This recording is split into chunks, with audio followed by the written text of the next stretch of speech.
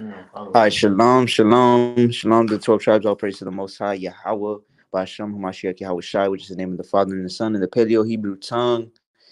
I see there's a few people on here right now. Shawashai Mak, Shalom Mak, Shalom, Shalom, Shalom, Armando, Shalom, brother, Yahweh Bashem, Yahweh Shai, Barakatah. Said he's got something to do. He'll be back. It's all good. All in the Most High's time. When His word goes out, it doesn't return void. It goes out to who He wants it to go out to, whether it be live or whether it be later on. So we're gonna jump straight into this lesson. It's gonna be called "One of a Thousand: Fake and Real Friends, Brothers, Sisters, Family, etc." Right? It's good for courting. It's good for just having friends, for having brothers or sisters around. Just sound scriptures on that topic, right? So we're gonna go ahead and start in Ecclesiastes, the 7th chapter, and verse 27. Khan, this is Ecclesiastes chapter 7, verse 27. Behold, this have I found, saith the preacher, counting one by one to find out the account, which yet my soul seeketh, but I find not.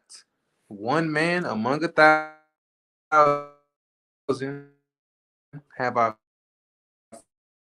found, but a woman among all those have I not found. So this is Solomon, the wisest man to ever walk the earth, besides Yahweh Shai, of course, saying, and I'm going to read actually in the NLT as well. I discovered this after looking at the matter from every possible angle. I found what I was looking for. Only one out of 1,000 men is virtuous, but not one woman. But I did find this: God created people to be virtuous, but they have each turned to follow their own downward path. Right? So Solomon was saying he was looking and searching to find, and he was counting them one by one. 1,000. He went through 1,000 men and saw that one was living virtuous, or how it says in the KJV, it says upright. Right? It says it in the verse. What is it? 29. 29. Con. It says God hath made man upright. So we know, jumping down, that this is what he's talking about. He says, which yet my soul seeketh, but I find not. One man among 1,000 have I found, but a woman among all those have I not found. So we'll start with the man, since that's how he started, right? And like the Most High says in Ezekiel and in many other scriptures, he says that his flock is men, right? So the man is the one who has a higher authority. Obviously, when you read the order in 1 Corinthians 11:3, it's the Most High Yahweh, then it's his son Yahweh Shai, then it's the man and the woman. So imagine Solomon. He was a king, right? Imagine how many people you think he came across in his lifetime. You had to take a guess off. Man, he was reigning for at least like 20 years, so probably millions. He probably came across hundreds of thousands, if not millions of people, right? That would come before him or that would see him, he would meet, and things of this nature.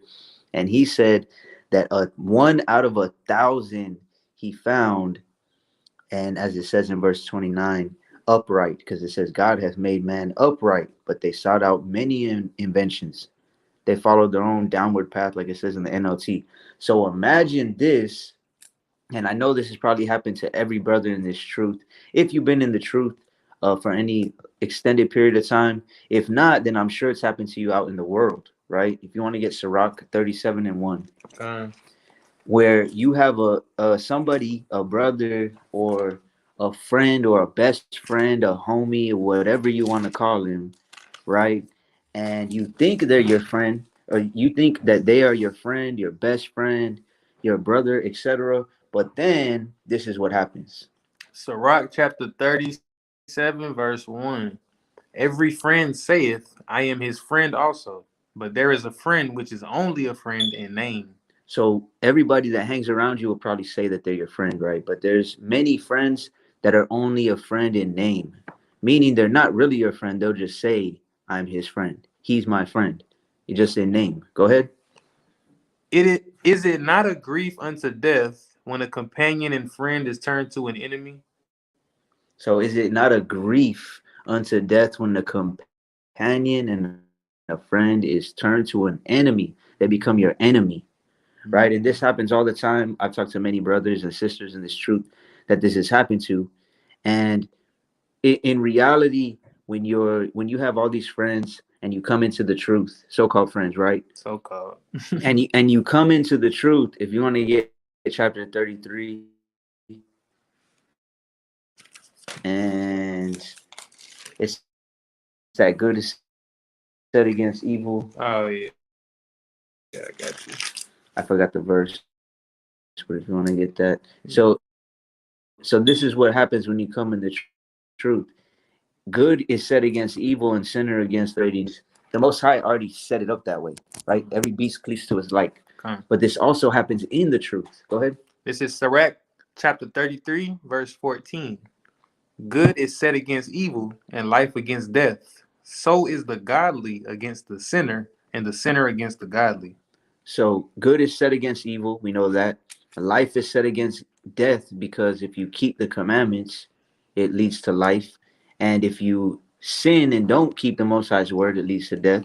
And just like those are set against each other, the godly is set against the sinner, and the sinner against the godly. It says it twice, Every time. right? Because it's very important. Anytime it reiterates it like that, it's because it's very important. If I'm like, hey, that don't deal with that person's a snake. Hey, that person, I'm telling you, that's a serpent. Mm-hmm. They're warning you two times for a reason, right? So this happens in the truth, though, many, many times. Whether it be brothers stealing from other brothers, whether it be them coveting their wives, even committing adultery, all types of wickedness in the truth. Whether it just be backbiting and spreading rumors or Mm-hmm. talking about them behind their back, whatever the case may be, The list goes on and on. right? It goes on and on and on and on. But the point of this lesson is to realize that if Solomon said only one of 1,000 was he finding upright, that let's put it this way: if you have 100 friends, I guarantee you the majority of them are not truly your friends, Oh yeah, most definitely. at least scripturally, right? But then when it comes to like, I don't have Facebook, but I know on Facebook you friend people, right? And you'll have Mm-hmm. thousands of friends. Yep. How many of those people are actually your friends? The majority of them are not. Right. And that's why, let's say you have 3, 4, 5,000 people on Facebook and they're your friends, but then how come you only got 10, 20 likes on your stuff?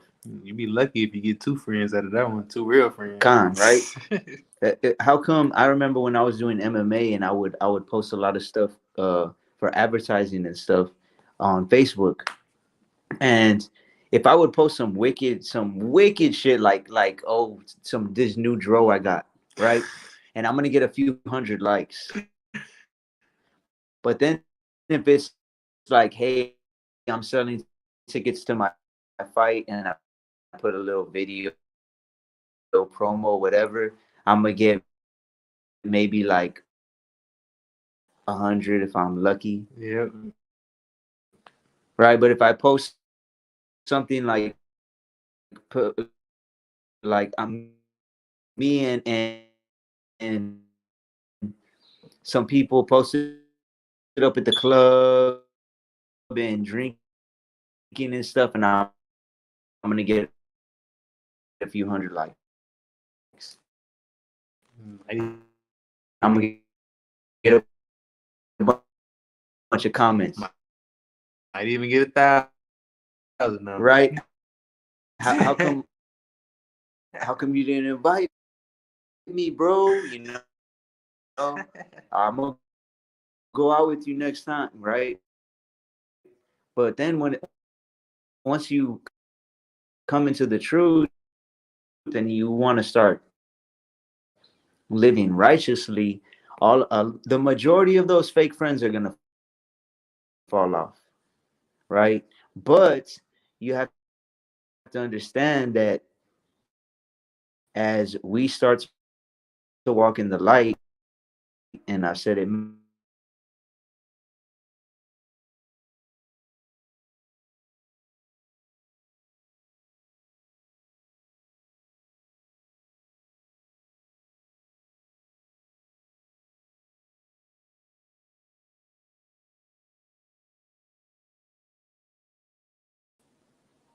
Salakia kicked us out real quick.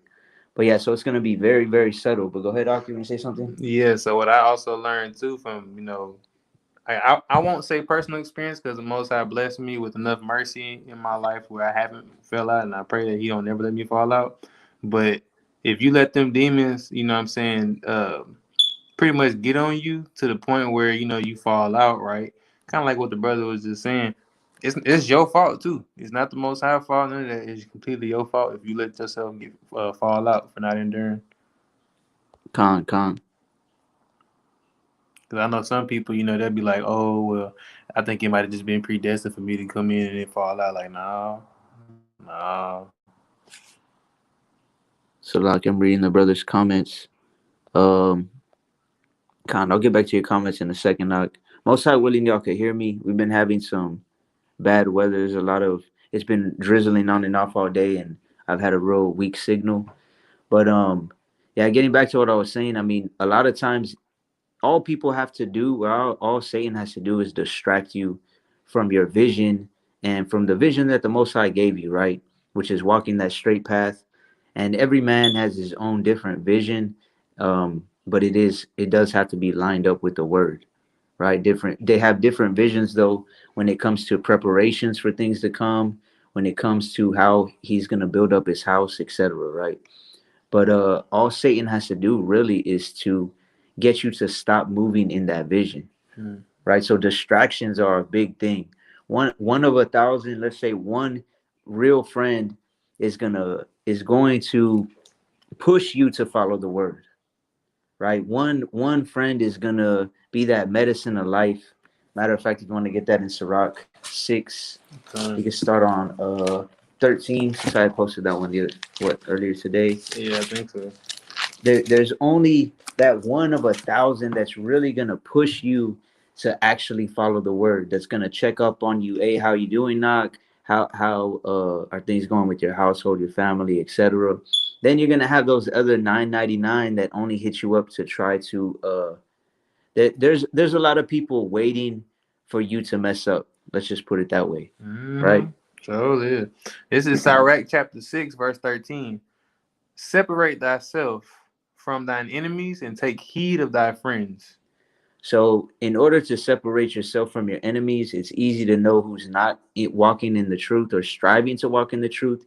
You should know through discernment already that those people are your spiritual enemies, right? But it also says take heed of your friends or be careful with your friends. Look closely at your friends, right? Because like we just read in Sirach 37, it says that there's a friend that is only a friend in name, Mm-hmm. right? And that those people can very quickly be turned to an enemy. A lot of them are your enemies already, and you just don't see it, Exactly. right? Khan, we can hear you. Okay, the water, so there's a lot of people a lot of things you have to watch out for, right? And Yahushua said it best in Matthew 7. He said that you know a tree by his fruits, right? By his fruits. So there's some people that their fruits, they don't have fruits. They just want to eat of your fruits, Mm-hmm. right? So when things are going good for you, that's the friend that's only the friend for his own occasion. That's the friend that, oh, okay, this brother has a lot of things going for him. I'm gonna be his friend at this point in time, right? Mm-hmm. Which I believe that's verse 8. If you want to read that. Con. Con. This is Sirach chapter 6, verse 8. For some man is a friend for his own occasion and will not abide in the day of thy trouble. So some people are friends for their own occasion. If they can get something out of you, they're gonna be cool with you, right? And I said it before too. I mean, we all had those types of friends in the world, and we probably are or were at one point in time those types of friends, right? I would sometimes I wouldn't like certain people, but they'd be like, "Hey, I got some weed. Can I come over?" I'm like, all right, I was friends with the weed plug at one point like that right? for that reason. And that's a good example, even though it's a worldly example of now in the truth. You should be able to spot and see certain people like that, right? Not now, even if they say that they're in the truth. So what you have to do then, because knowing that some people are friends for their own occasions and are not going to help you in your day of trouble, Mm-hmm. right? When you're down and things are going bad for you, are they going to be there for you? There's very few friends. That's that one of 1,000 that's actually going to be there to talk to you, to hear you out, to give you scripture, right? So knowing this, you have to, if you want to read verse 6 and 7. This is verse 6. Be in peace with many, nevertheless have but one counselor of 1,000. So that's that 1,000, one of 1,000 that Solomon was talking about, right? And now there's also another scripture that says there's safety in many counselors, but that's pertaining more to the scriptures. You got Isaiah as a counselor, you got Jeremiah as a counselor, you got Solomon, you got Yahushai, right? You got in the end it's the Most High, but He put the Spirit on all these people to be counselors and give you His word, right? Which is why here in Sirach it says have one of 1,000. You don't want to go tell 5 people your problems, 10 people your problems. They're gonna each tell one person, and now 100 people know your problems. They ain't gonna tell it how you told it. So. It's gonna be a little bit different in every story, right? That's like in school. Did y'all ever play that game where you tell someone down something the in their ear? By the time it gets to the end, bro, be all messed up. It don't even make sense, It right? don't make no sense. You like, huh? It doesn't sound nothing like it. But yeah, so that's how it is. So you have to be at peace with many, or like it says in Romans, I believe the 12. What is it, 12 and 16? Romans 12 and 16. Be at peace with all men. Yeah, be in peace with many, all men if possible. Yeah. So you want to be at peace with all men if possible. We know there's some people you just can't be at peace with, right? There's some brothers that have tried to reach out to me and stuff in the past, and no matter how cool or headed or how sober minded you try to be, like they're just gonna take it a different way, and that's because in their head they don't want to be at peace with you, right? They already got their own thoughts instilled. They got their own like preconceived notion to where it doesn't matter what you say, they already have that feeling or that tension or grudge or hatred toward you, and it's not gonna work out. So at that point in time, you want to remove yourself from that situation, whether it be a brother or a sister or whether it be a group even, right?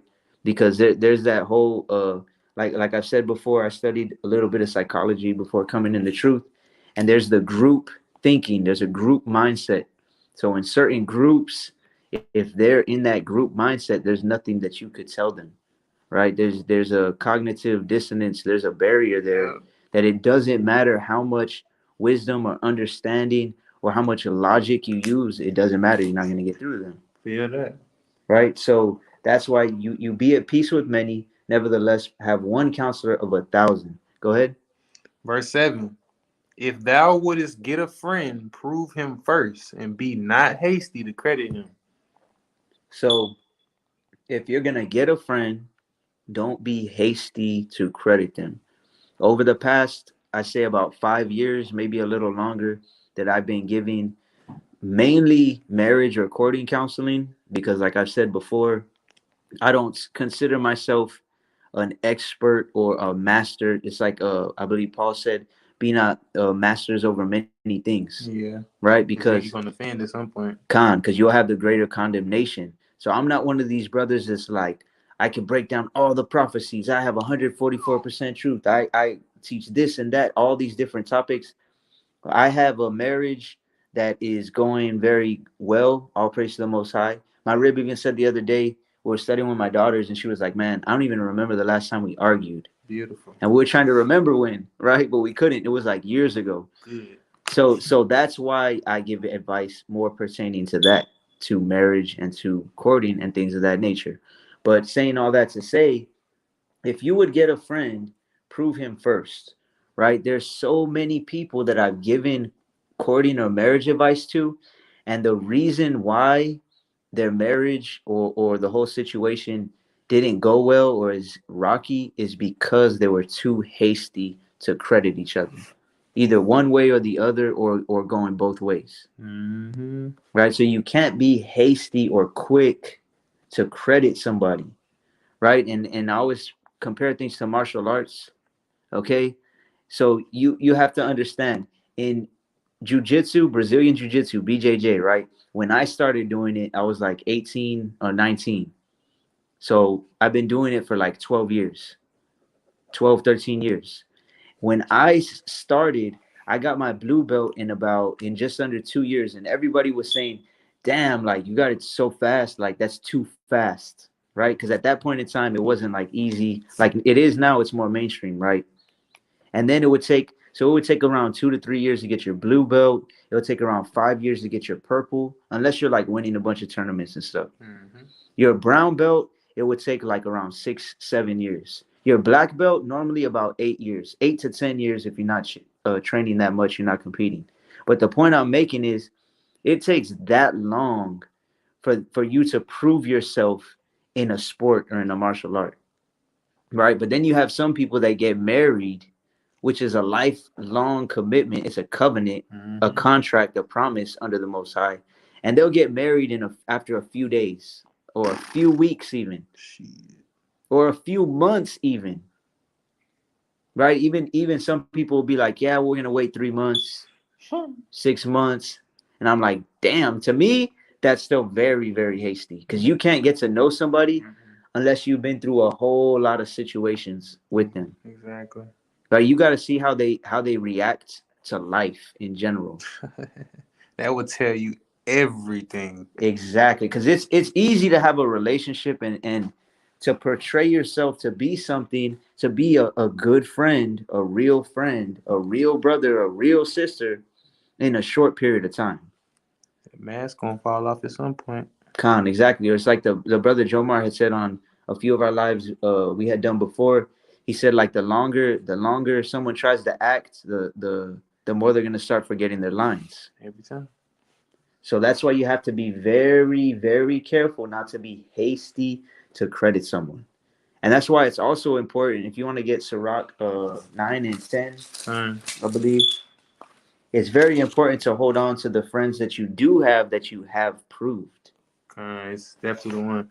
Sirach chapter 9, verse 10. Forsake not an old friend, for the new is not comparable to him. A new friend is as new wine. When it is old, thou shalt drink it with pleasure. Calm. So it says, forsake not an old friend. If you have somebody that you have proved, right? It's saying a new friend is not comparable to that old friend. A new friend is as new wine. When it's old, thou shalt drink it with pleasure. And that's why when you get wine, anybody who drinks wine, if you know anything about wine, Mm-hmm.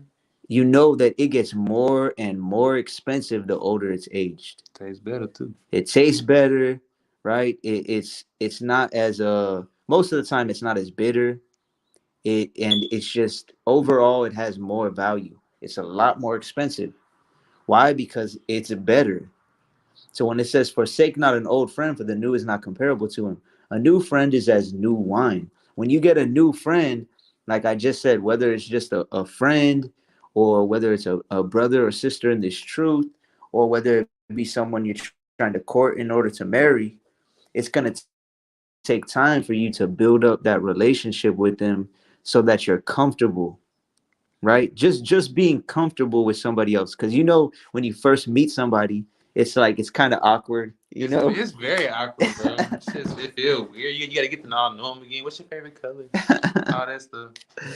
so like me and this brother, we probably known each other since past that we met each other Yeah, since we Passover, met each other for probably sure. about 7, 8 months, Yeah, right? And almost a year already. That's crazy. so over time, I'm not gonna say it was really awkward when we first met each other, but we don't know how let's put it this way, right? Not even with just us two. It takes time for you to be yourself around somebody, Yeah, right? So if you can't be yourself until you get to the point where you could be yourself around somebody, then it's still that old wine, or it's that new wine. It's not that old wine yet, it's a great example. right? Because think about it. If you can't be yourself around somebody, are you being real? Nah, you being fake now. You're being fake, right? So you got a fake friend Yep. until you become that old wine, until it's aged and became better. And like it says, when it is old, thou shalt drink it with pleasure. Once it's like, oh yeah, we're old friends. Not that we're old in age, but All we've right. been through some things together, Been my dog for a minute now. right?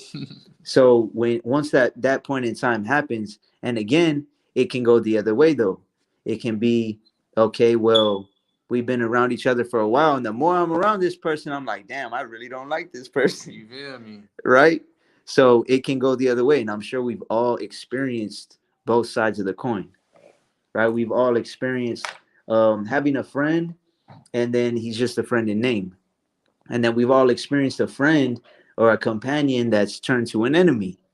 And like I said, that's a grief until death, right? I had brothers that I thought were my brothers that I would go out and teach with years ago, and then, doing all types of crazy stuff behind my back, more not disrespecting me, but disrespecting the Most High, Yeah. right? And that's just as bad, because you have to understand, if you're sincerely trying to walk the straight path, or the kingdom's path, the straight gate, then you do consider the Most High your father, Oh yeah. which is why we say Abba, right? Abba means father. Mhm. So if you consider him your father, and then you got these brothers, that so-called brothers, you're going and teaching with, and you're walking with, and you're studying with daily, and all these things, and then you find out they're smoking weed behind your back, and then you find out they're doing pills behind your back, Ooh.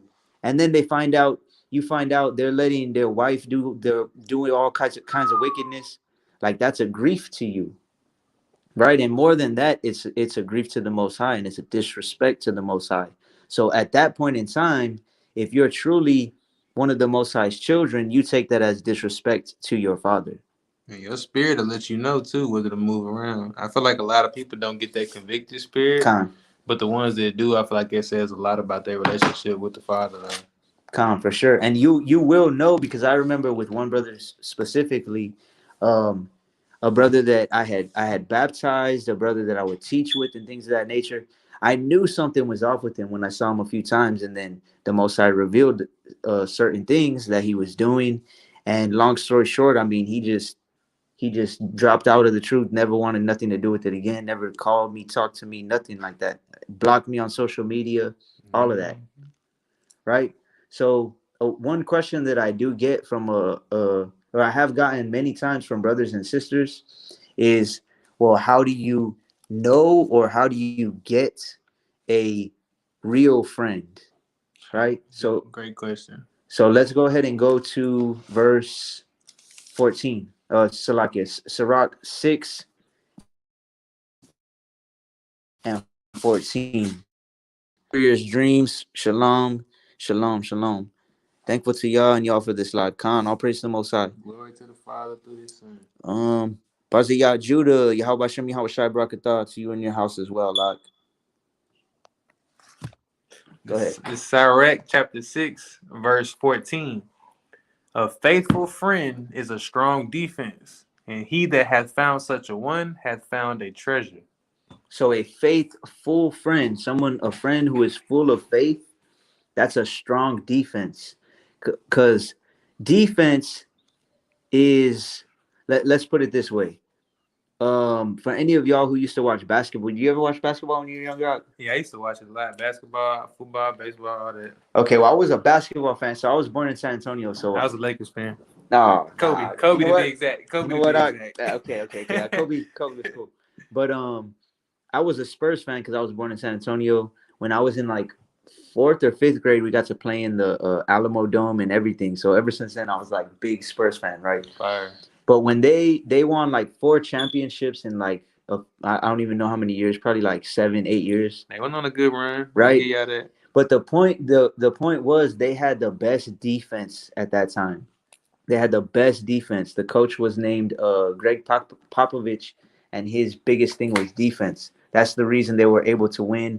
In that period of time, I remember hearing like a stat. They said they were the most winningest team in any sport history in that period of time. True story.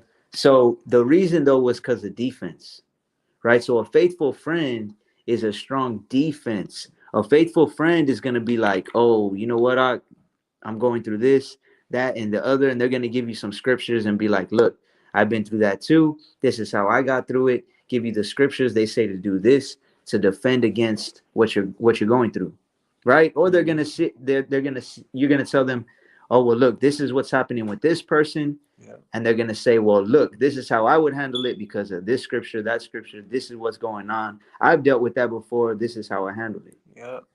Right, and that they're helping you to be a strong defense, and that's why in Ecclesiastes 4, you want to get that real quick? 2 is better than 1. Yes, In indeed. Ecclesiastes, the 4th chapter, it says, "Woe to him who that is alone when he falls, because he has no one to help him." Right. That's why it's important to have at least one or a couple real friends or family members in this truth. This is Ecclesiastes chapter 4, verse 9. Two are better than one because they have a good reward for their labor. For if they fall, the one will lift up his fellow. But woe to him that is alone when he falleth, for he hath not another to help him up. So you'll have, it says you have twice as much for your labor. So let's say you know you're going through something, you tell your brother, your sister, your friend, etc. Right? And then what happens? Now you're both praying to the Most High for defense from whatever you're going through. Okay. Or you're both praying to the Most High that he removes vanity and lies from you. Or you're both praying to the Most High that he defends you against whatever the case may be, whether it's a certain situation, a job, a person, whatever, right? Mm-hmm. You got twice as much of the prayers and the defense against them. And then it says, woe to him who's alone, because when he falls, he doesn't have no one to pick him up. None of us are perfect in this truth, but when we fall, we need, a lot of times we need someone to pick us up, to help pick us up. What's that one verse in Proverbs? It makes me think of, it says something, paraphrasing, it says, how good is a word in due season. Calm, calm. And that's like, okay, like when me and this brother work out or when we train, and then at the end, let's say we do like 3 rounds of striking, 3 rounds of jujitsu, 3 rounds of working out, and then at the end, if you're tired, what am I gonna do? I'm gonna go grab your hand. I'm gonna pick. If you pull me up every time, bro, I'll lay down like wheezing and stuff. You be like, nope, stand up. Like stand up and catch your breath, right? Because that's one thing that they definitely instilled in me when I started doing jujitsu. They were like, no, as soon as we're done, it doesn't matter if we did 10 rounds straight. They would be like, get up and concentrate on catching your breath. Yeah, focus on your breathing. Be intentional with catching your breath is what he would say. Exactly. That's what my coach would tell me. You have to be very intentional with catching your breath. Because when you're tired, and it's the same thing in this truth, right? I was gonna say that too in that comment. But I'm glad he said that. I Con, learned con, that in football con. Like the brother said, defense wins championships. every time. Right? Defense wins championships. Con, og.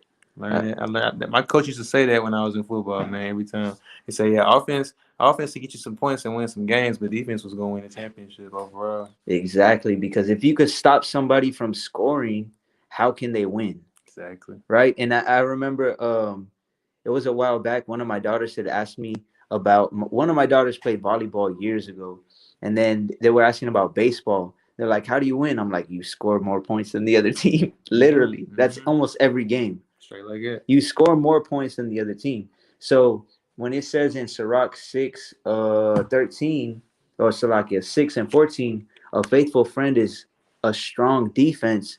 The more you can defend against Satan's attacks, against all the attacks of these evil spirits and things of that nature, that's how you're going to win the championship. What is our championship? Our championship is making it to the kingdom. Right? And most high willing, we get to be a part of that number. But again, none of us are perfect. And that's why we all need somebody to help us up at certain points in our walk. Right? It's a very beautiful blessing.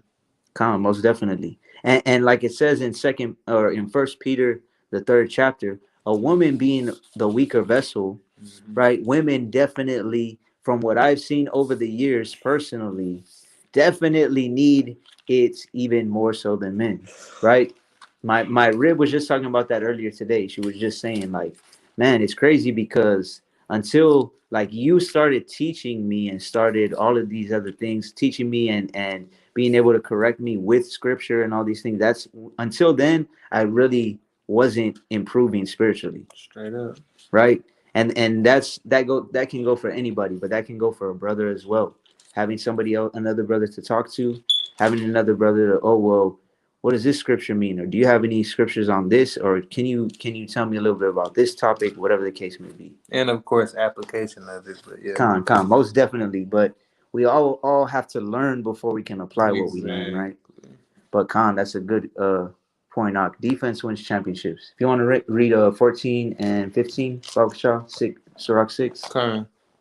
Sirach chapter 6, verse 14 and 15. A faithful friend is a strong defense, and he that hath found such a one hath found a treasure. Nothing doeth countervail a faithful friend, and his excellency is unvaluable. So nothing doth countervail a faithful friend, right? It's like again going back to martial arts. I remember there was this one dude that showed me y'all none of y'all probably heard of him, but his name is Jeff Glover. He was a jujitsu dude. He was known as like a the most popular American jujitsu dude that smoked weed, right? But he at one point in time he was like known worldwide and all these things. I remember one time though he taught me how to do a darce choke, right? And when he showed me it, I was like, damn, that's crazy because it was perfect for me. Like I have thin wrists, so it fits perfect, like perfect type of choke. After he showed it to me, it was like, man, I was catching everybody with it. But what he showed me, he knew how to counter it, right? So when I rode with him, he did a couple seminars at our gym, and he would wait for me to go for it, and he would, as soon as he knew I was going for it, he would counter it, and then he would get me in a darce choke, which was crazy. But then afterwards, he showed me how to block it, etc. Right? But the point is, this is saying nothing countervails a faithful friend. You can't counter a faithful friend, because let's say this brother, if we would have kept reading in Ecclesiastes 4, it says if somebody can get past you, or somebody, this is lightly paraphrasing, right? Somebody can take you down or pass you, two will withhold them, Mm-hmm. right? If let's say some big old 7 foot dude comes and starts whooping my butt, right? And then this brother comes and we both get on him, I'm gonna kick him in the side of his right? knee. Right, we're gonna kick his knee back and snap it. But anyways, right? Let's say we have two people to go against him, right? He's not gonna be able to counter both of us. So I'm gonna be like, "Ah, get behind him," Yep. right? If it Yep. came down to that. Not saying we're gonna go and pick fights and that things of that Right. nature, right? But it's just giving an example. It's saying nothing countervails a faithful friend. When you have a friend that is faithful, he's gonna be like, "No, look, these scriptures say this. You can't do that." Right? These scriptures go against what that person is trying to get you to do, right? And then it says, nothing does countervail a faithful friend, and his excellency is unvaluable, right? So it's like those commercials. What was it for? Where it say priceless? You remember that? I know what you're talking about. I don't even remember It'd what be it like goes. a ticket to go to the movies, Price. $20, right? Priceless. And then the time you get to spend with your family, priceless. That's what it's saying. A faithful friend, somebody who is going to help you, that is so excellent that you can't put a price on it. You can't put a value on somebody like that. Sure can't, man, because there ain't enough real ones in the world. So Count, especially if it's like Solomon said, one of 1,000 was upright of the men. So imagine how much shit Solomon went through. And that's why he said, hey, with much wisdom comes much sorrow. shit, yeah, Because imagine him having 1,000 friends, so-called friends. yeah. And then he finds out one of them is actually a real friend, a That's, real brother. that's like damn. And as a king, you have to understand, imagine being a king, Solomon, the wealthiest king to ever live. I remember I saw a video. I might have posted it maybe like a year ago. I don't even remember, to be honest. There was this dude, a pastor, that in what is it? Is it First Kings or Second Kings, where it talks about his temple and how it was built? First Kings. Okay, Khan. When it talks about how they were building his temple and all the ivory and the gold, and Beautiful. it gives you the exact measurements of how he made everything. It gives you the exact elements like gold and ivory and all these other things. And what he did was he counted how much it would have cost in order to build that temple today, or like a couple years back. right? And it was in the billions of dollars in order to build a temple like that For real. today. So they were just saying that he literally was the wealthiest king to ever live by any standard. Yep. So knowing that, imagine the wealthiest person on the earth. Imagine how many people were trying to bullshit him to get in his good graces. Hey Solomon. How Right? you been, buddy? You looking mighty today, so Looking real mighty, man. Hey, I got this over here for you. right. So there's many people, and that's why he said one of 1,000. Imagine him going through 100 brothers and and then he finds out they're all just scheming behind his back. Mm-hmm. They're all trying to get at his wives. He had too much discernment too, so he knew better. They're all trying to get his money. Yeah. They're all trying to get some power. Right? They're all just a friend for their own occasion. So coming across that one must have been like, damn. Thank you, Abba. Finally, right? Finally. With the thank you, Abba. The sisters Stasha Dior Brooks, Yahweh Shem Yahweh Shai Barakatah. All praise to the Most High. A lot of that fluff talk in the truth. Word up. The Most High said he gonna cut out that flattering tongue, man. Exactly. That fluff talk, or those con men. Con? Right? They just say knock. It doesn't matter what you're saying. They're just con. Mm-hmm. Con. Con. Right? That Finding Nemo. Uh-huh. Con. But that's why we have to be very, very careful. So if you want to read verse 16. My favorite verse. A faithful friend is the medicine of life, and they that fear Yahweh shall find him. So if you're wondering, how do I find a real friend? How do I find a faithful friend? This is how you find them. You just have to fear the Most High. Because when you fear the Most High, this is what he's going to do. Go ahead, 17. Verse 17. Whoso feareth Yahweh shall direct his friendship aright. For as he is, so shall his neighbor be also. So if you fear the Most High, he's going to direct your friendships aright. He's going to give you the right type of people or person.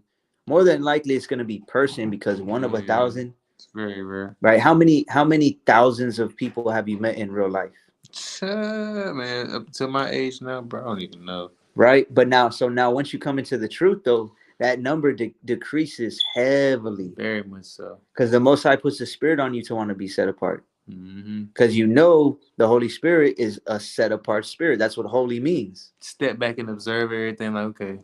Exactly, right? You're like, okay. Yeah, let me see where y'all at.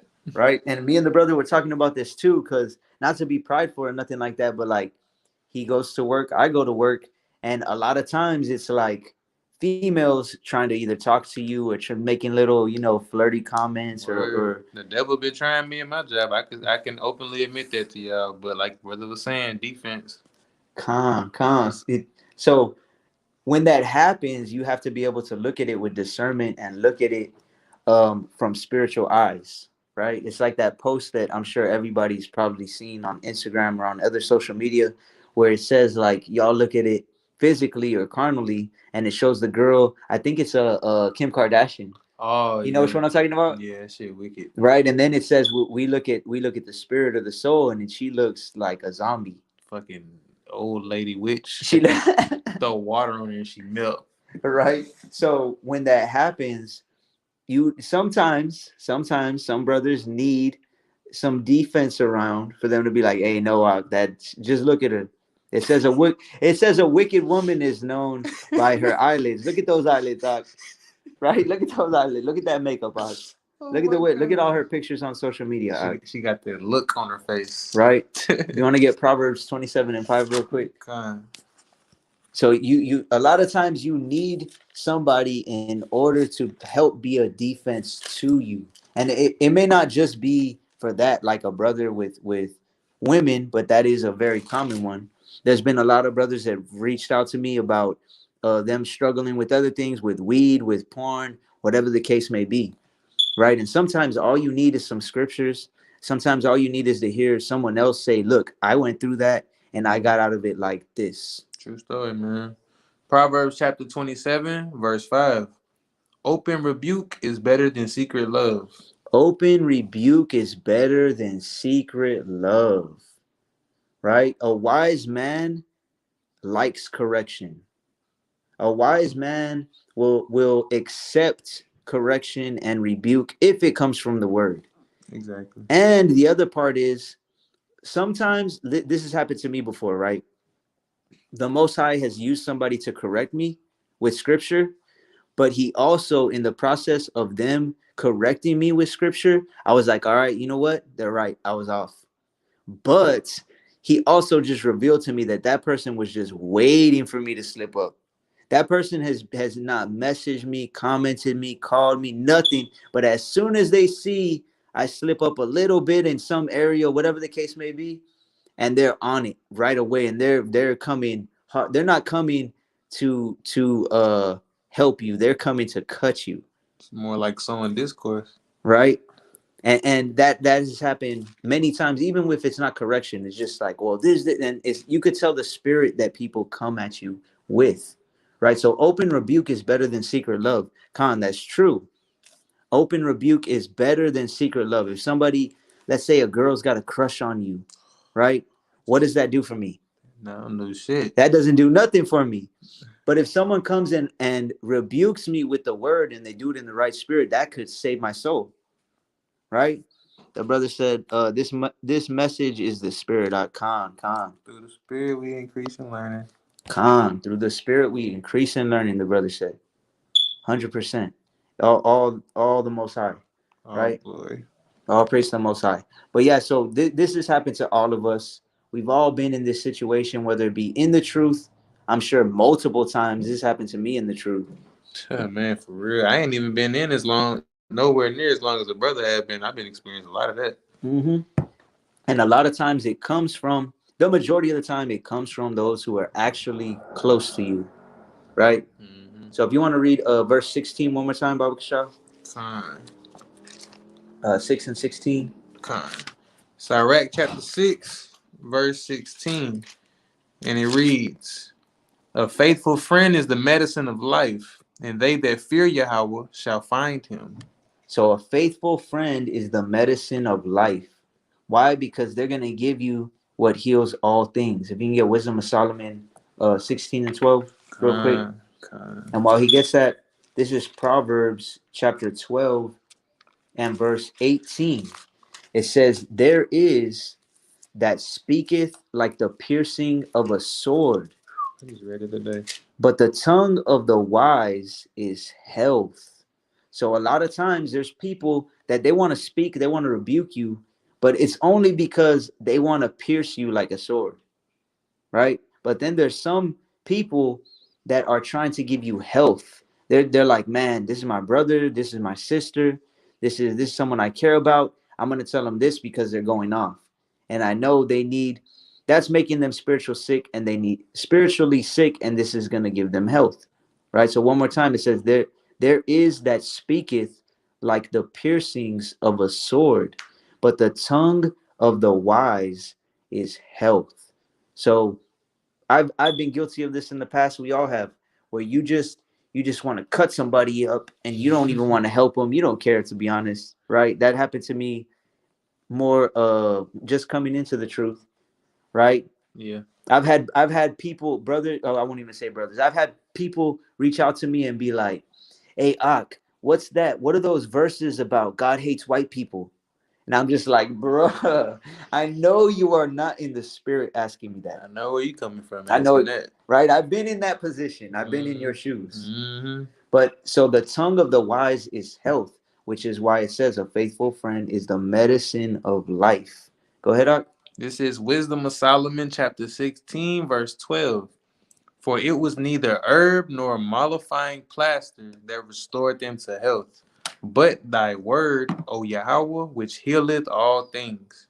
So in the end, what heals all things or has the ability to heal all things when you take heed to it and you apply it, like the brother said earlier, is the word of Yahweh Bashem Yahweh Shai.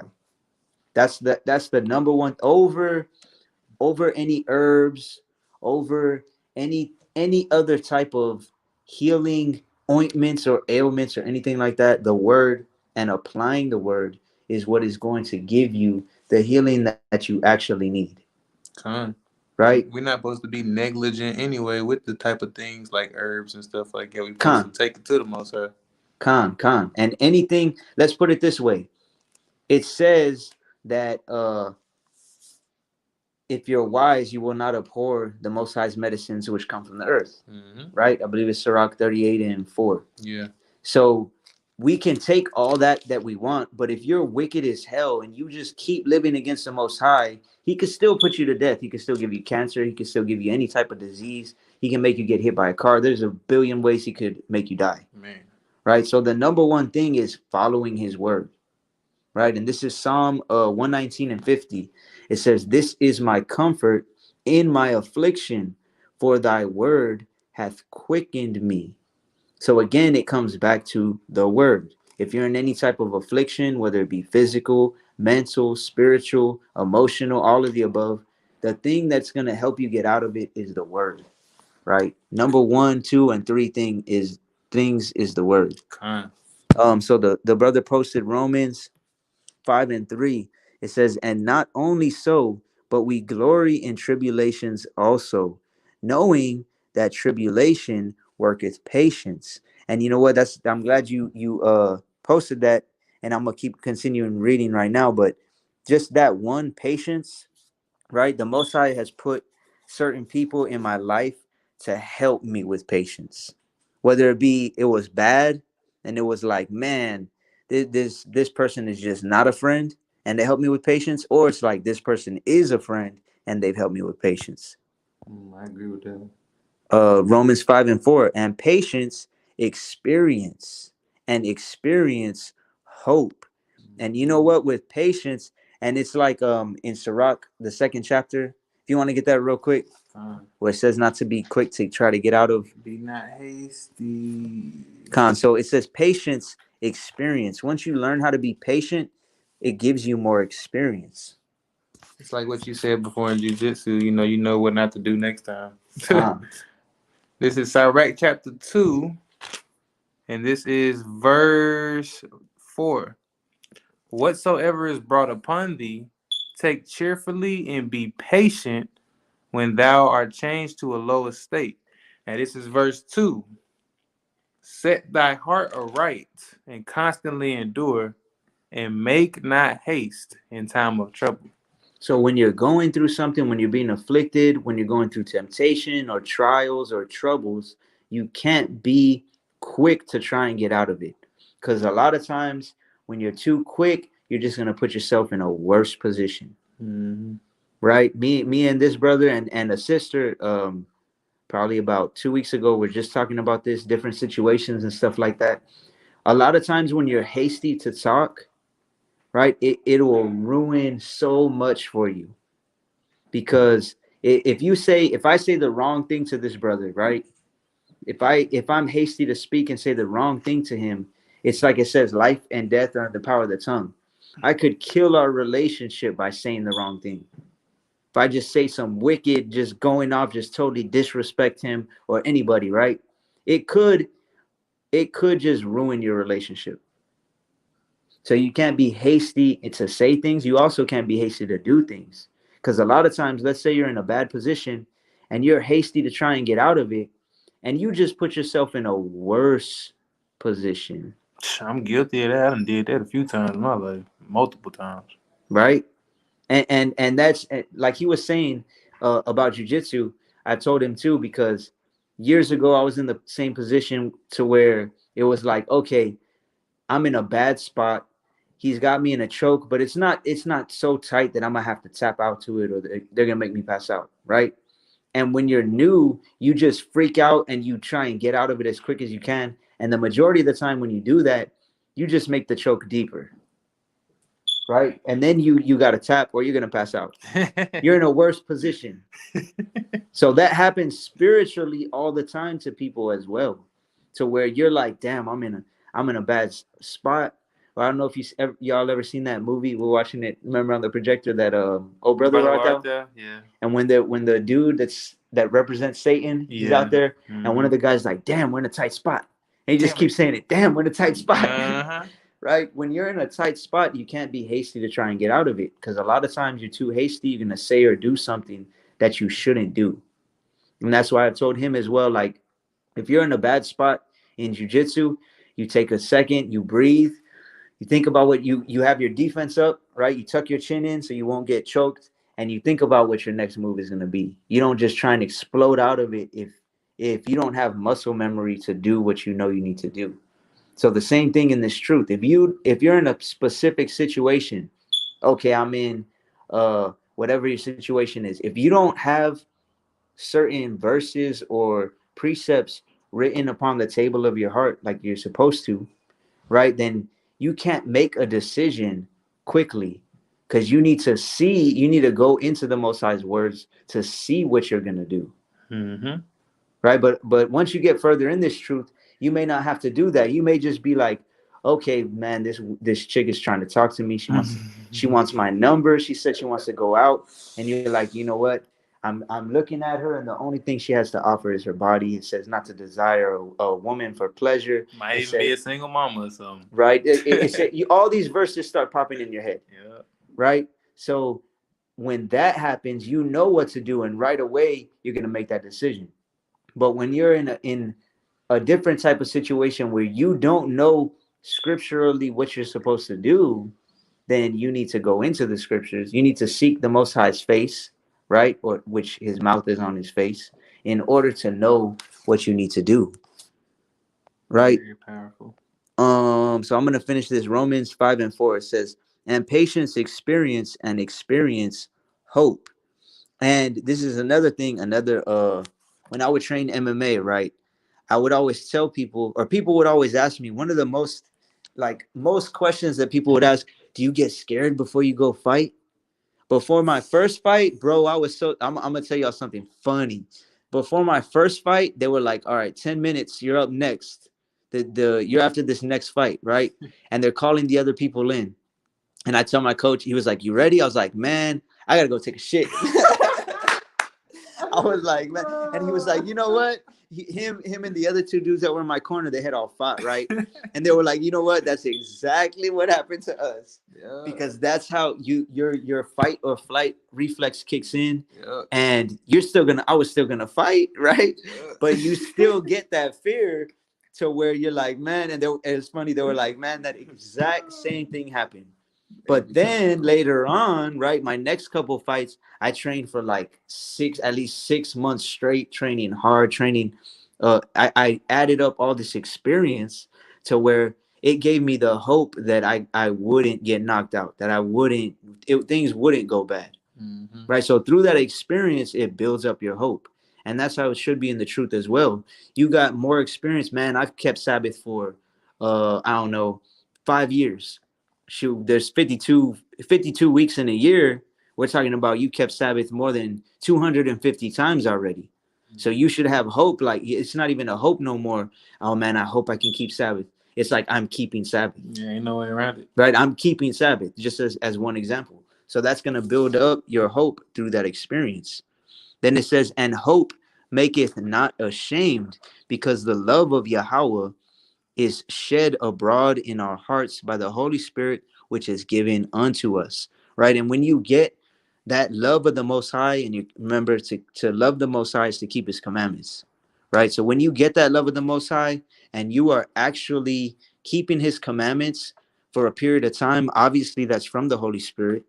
And that is going to, you're no longer going to be ashamed to do these things, right? Because I'm sure everybody's been at that one point in time where someone's like, oh, well, whether they ask about holidays, or whether they ask about, oh, you want to come out on this day, and then you're like, man, it's Sabbath, but oh no, well, I can't, right? Instead of, nah, I keep Sabbath on that day. Yep.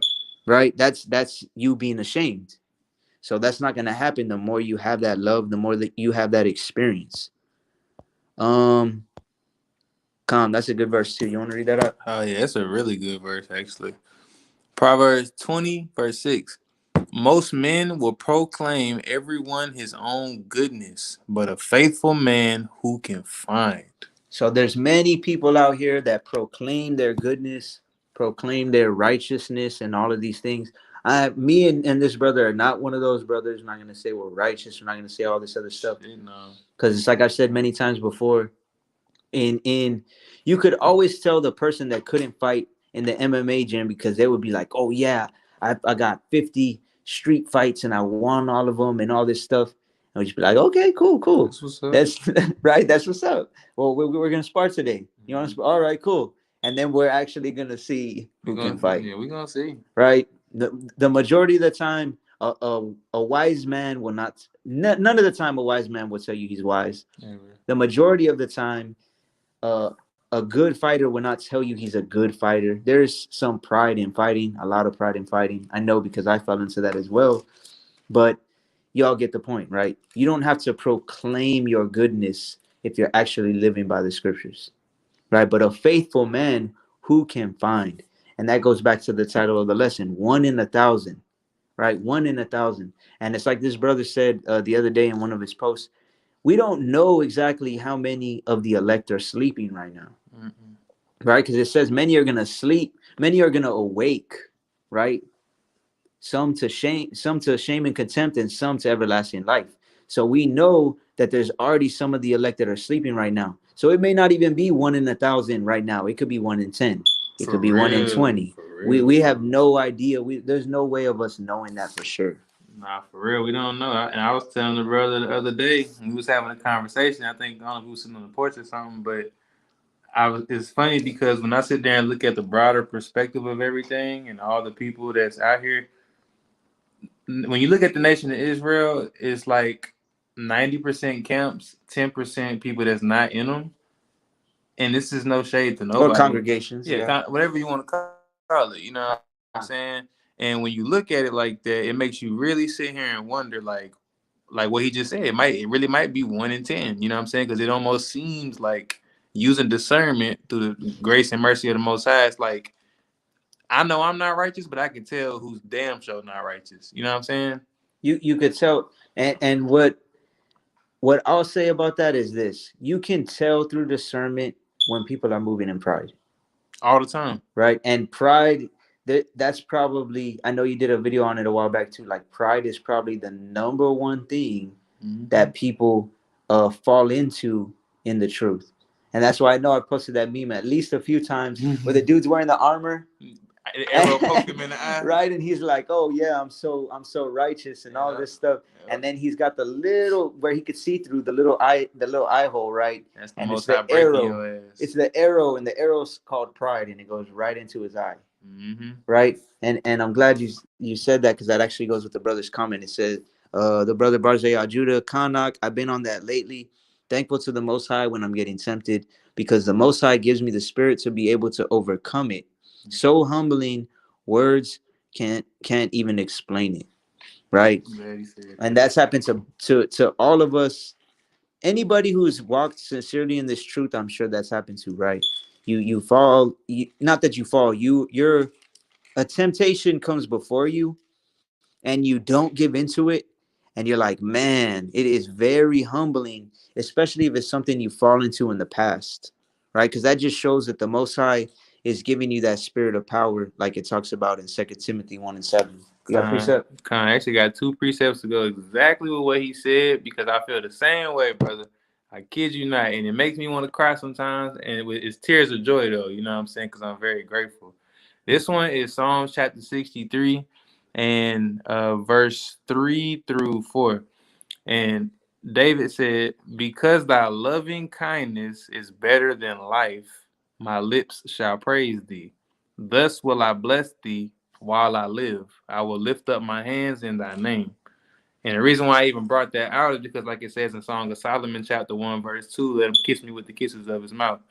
It just, really shows how grateful, like when you read Psalms in a different perspective, you kind of think about it in your own perspective, like, wow, I've had similar thoughts and said the same things in my own way, you know what I'm saying, like how David did. I'm so grateful. And the same way David is sharing his love for the Most High, you know what I'm saying, it's just going to show, like, David even knows how gracious he is to, pull you from that situation. It's the same thing right here in the second precept, Psalm chapter 61, verse 3.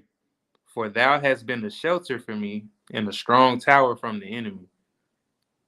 And I just wanted to bring that out because, like, you saying that just made me think about that literally, because I thank the Most High every single day. Like, I feel like my prayers and my conversations I have with Him could be psalms. You know what I'm saying? I don't even know, but it's really how it feels though.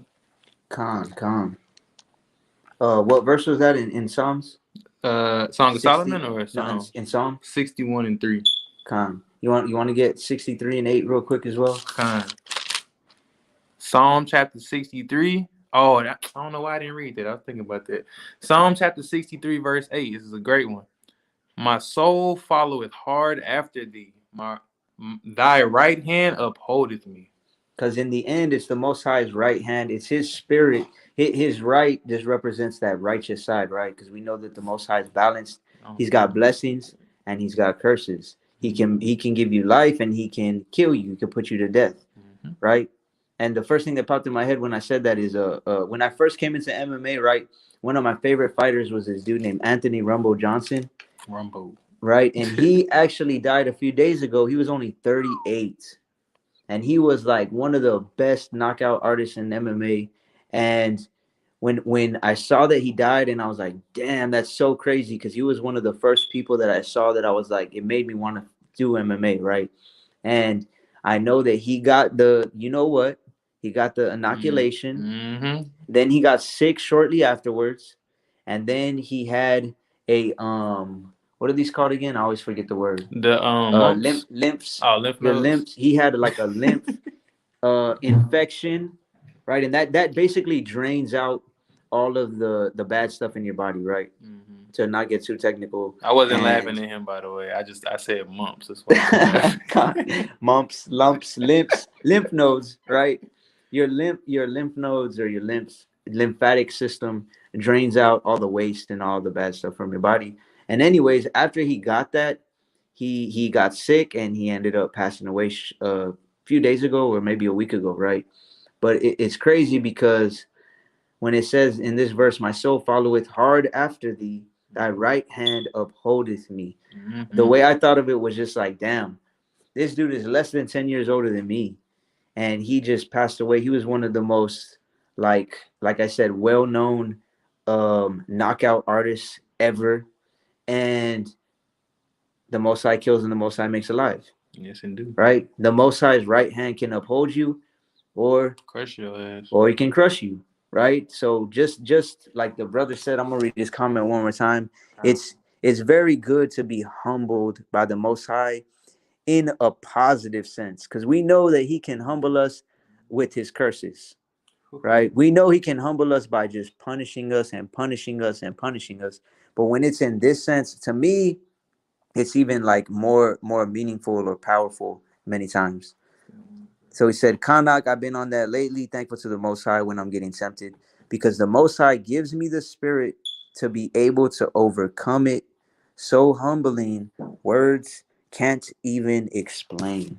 And just to say one more thing too, it made me think about another precept to go exactly what you said and exactly what the brother said about humbleness in a good way. The fact that the Most High puts that on your spirit, He humbles you in a good way, right? And however He chooses to do it, in Sirach chapter 3, verse 18, it says, the greater thou art, the more humble thyself, and thou shalt find favor before Yahweh. Calm. So that's a very, very beautiful thing, because if He don't have to humble you through curses and He just does it, like the best way I can explain it is, obviously you learn the hard way first, and then you remain humble by your soul following hard after Him, like David said, which if you continue to move in that humble spirit or try your best to, because nobody's 100% of anything, if you try to, then you'll find favor before the Most High and everything works out how He wants it to. Calm. And in this truth, a lot of brothers want to be seen as great, right? They want to be the greatest teacher, the greatest street preacher, leader, elder, whatever the case may be, right? When in reality, all you have to do is become more humble, because the greater you are, the more humble you're going to be, right? And then James 4:10 says the same thing. It says, humble yourselves in the sight of Yahweh, and He shall lift you up. So if you want to be lifted up, remember the first are going to be last and the last are going to be first.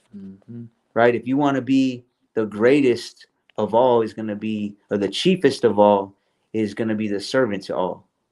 So in the end, you could have, and I'm not trying to say this is a specific brother in a specific camp, right? But just giving an example, let's say you have some brother in a camp that's very well known and everybody sees him as mighty and all these things. But if he's moving in pride, and then you just got a brother over here on the side that's just holding the sign, but that brother is humble and that brother is sincere, right? Then that brother is actually greater in the sight of the Most High than the one who is seen great in the sight of men but is moving in pride.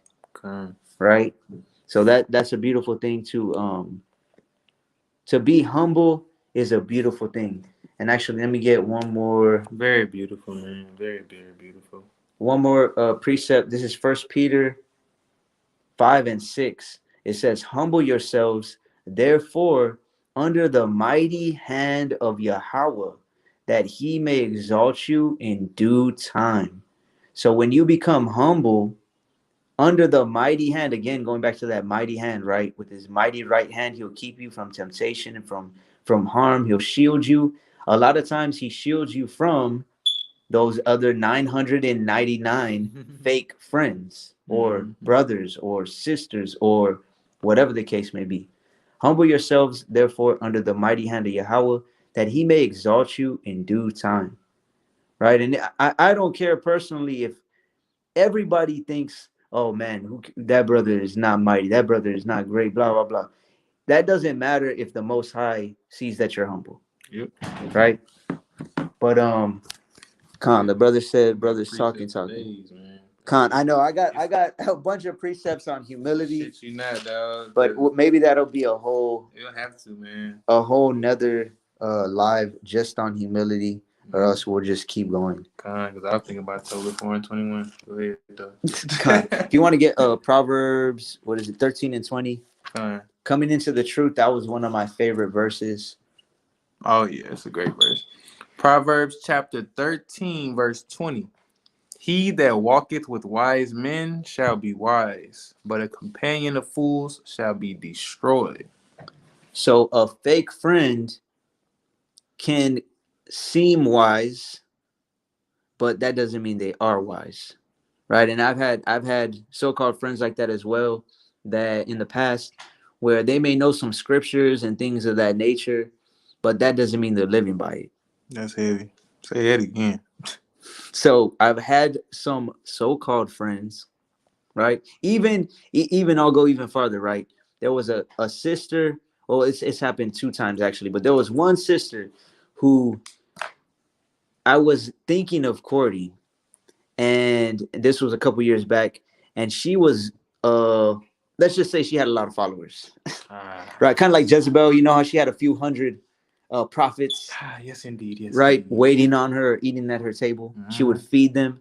That's how a lot of these chicks are on social media. They're feeding all these men. Yeah. Right, if y'all get what I'm saying.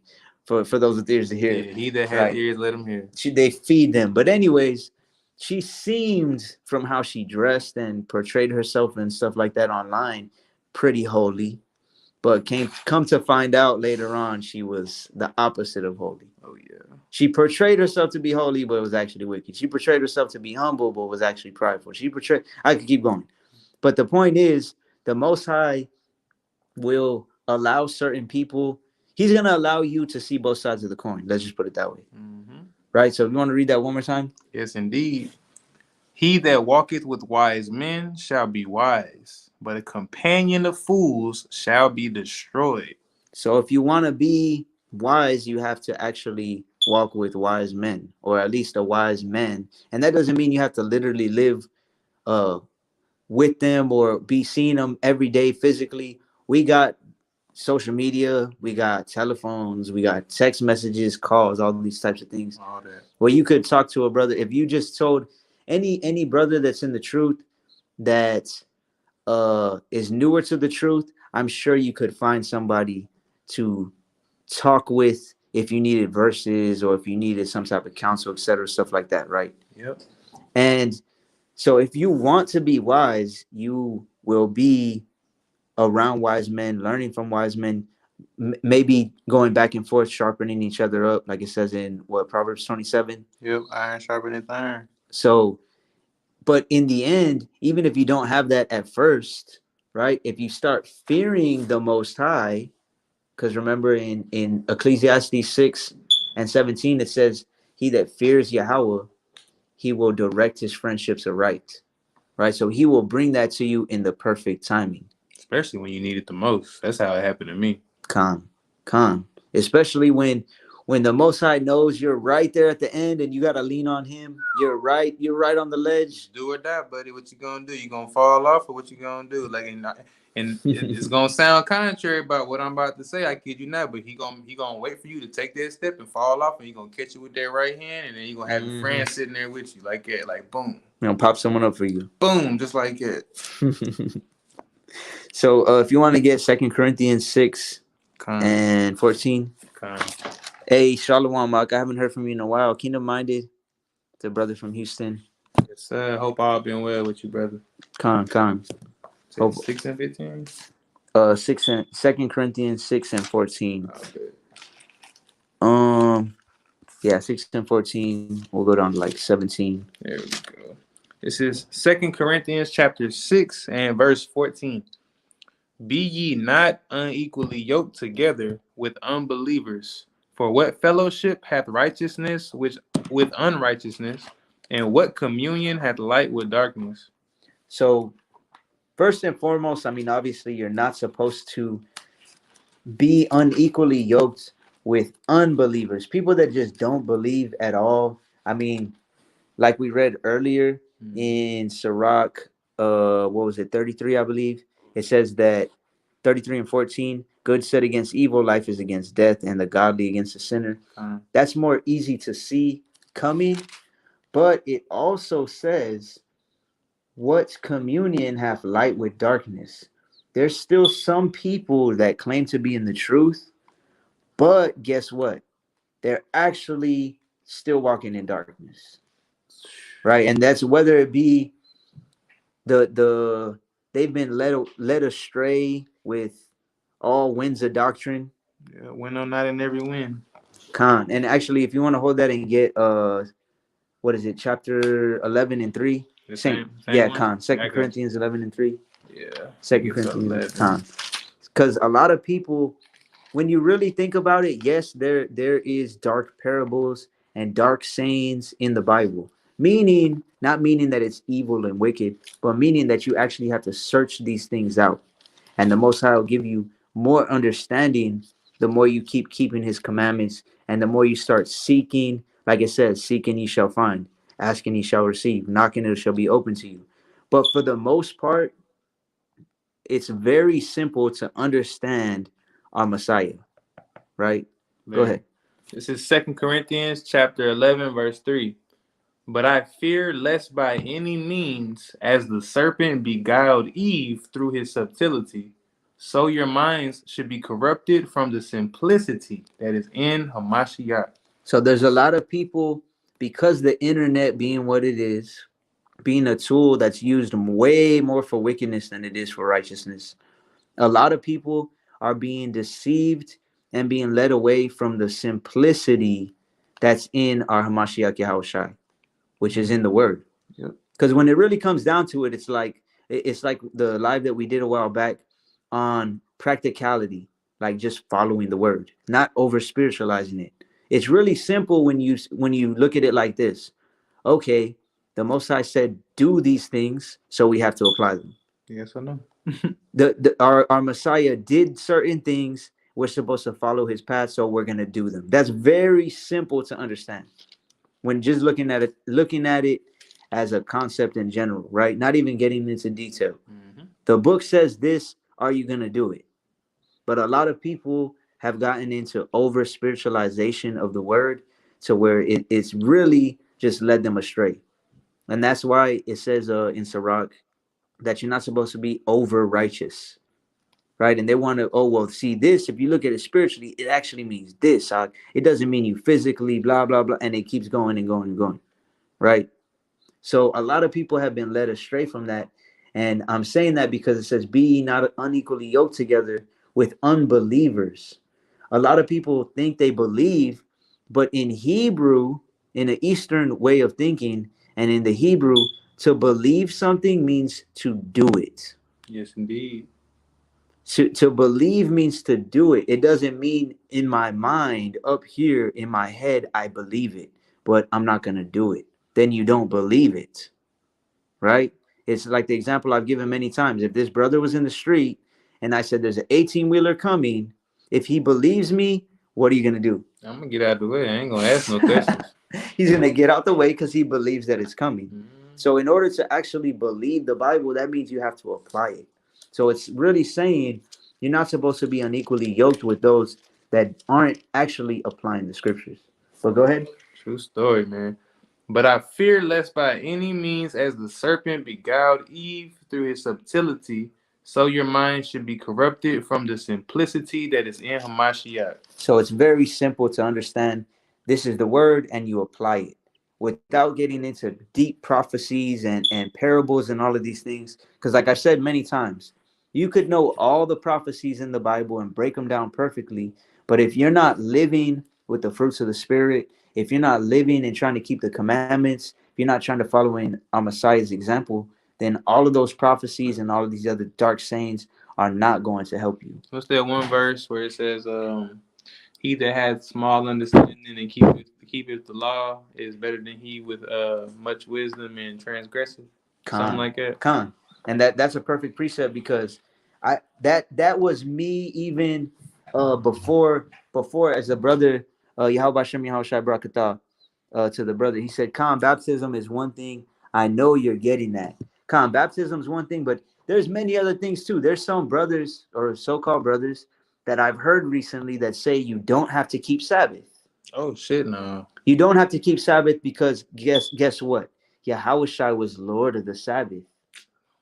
And you remember how David ate the showbread? Yeah. You can cook on Sabbath, right? If you need to break the Sabbath, then you can do it. He'll forgive you. Or there's a lot of other things. There's even brothers that say you don't need to keep fringes because it's carnal, right? We have spiritual fringes. There's a lot of things that you wouldn't even believe. Yeah. Right, you wouldn't even like, I could get into, man, I could get into a bunch of different things that I've heard that brothers have brought to my attention. And I mean, people send me stuff all the time and I'm just like, wow, wow. That So there's a lot of things that people have just been led away from the simplicity that is in Yahushua. So Mm-hmm. what I tell people as a rule of thumb is like, did Yahushua do it? Okay, then we should do it. We should Plain, follow in his example. plain and simple. And if you really want to be honest, before I read this next verse, if it says it in I think what First Peter 2:21, how Yahweh Shai is he left examples for us. What is the very first example that Yahweh Shai left before he ever preached anything?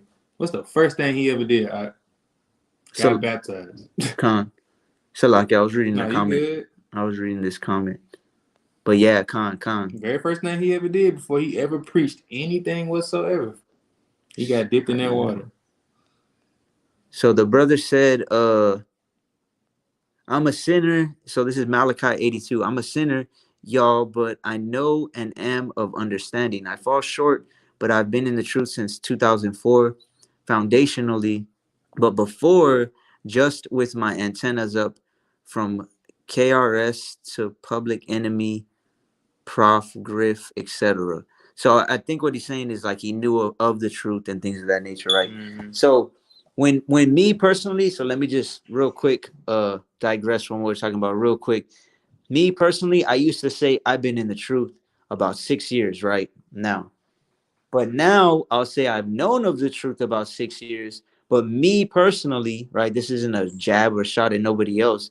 I say I haven't been in the truth till about I believe it was about 2 years ago when I got baptized into Yahushai, Mm-hmm. right? Because that's what the scriptures actually say. If you want to get that actually in Romans the 6th chapter. But I get what you're saying. I get what you're saying, brother. So me personally, it's like I remember when I got dipped and I got baptized, physically baptized, and the brothers were like, "Hey, welcome to the body." Yes, indeed. Right? Because That's how you become a part of the body of Yahushai. Mm-hmm. Right. So if you want to get 3 and 4. 6 and 3. Okay. It's Romans chapter 6, verse 3. Know ye not that so many of us as were baptized into Yahushua were baptized into his death? Go ahead. Therefore we are buried with him by baptism into death, that like as Hamashiach was raised up from the dead by the glory of the Father, even so we also shall walk in newness of life. So, like it says in verse 3, it says, know ye not that so many of us as were baptized into Hamashiach were baptized into his death. And then the next verse again, it says, buried with him by baptism.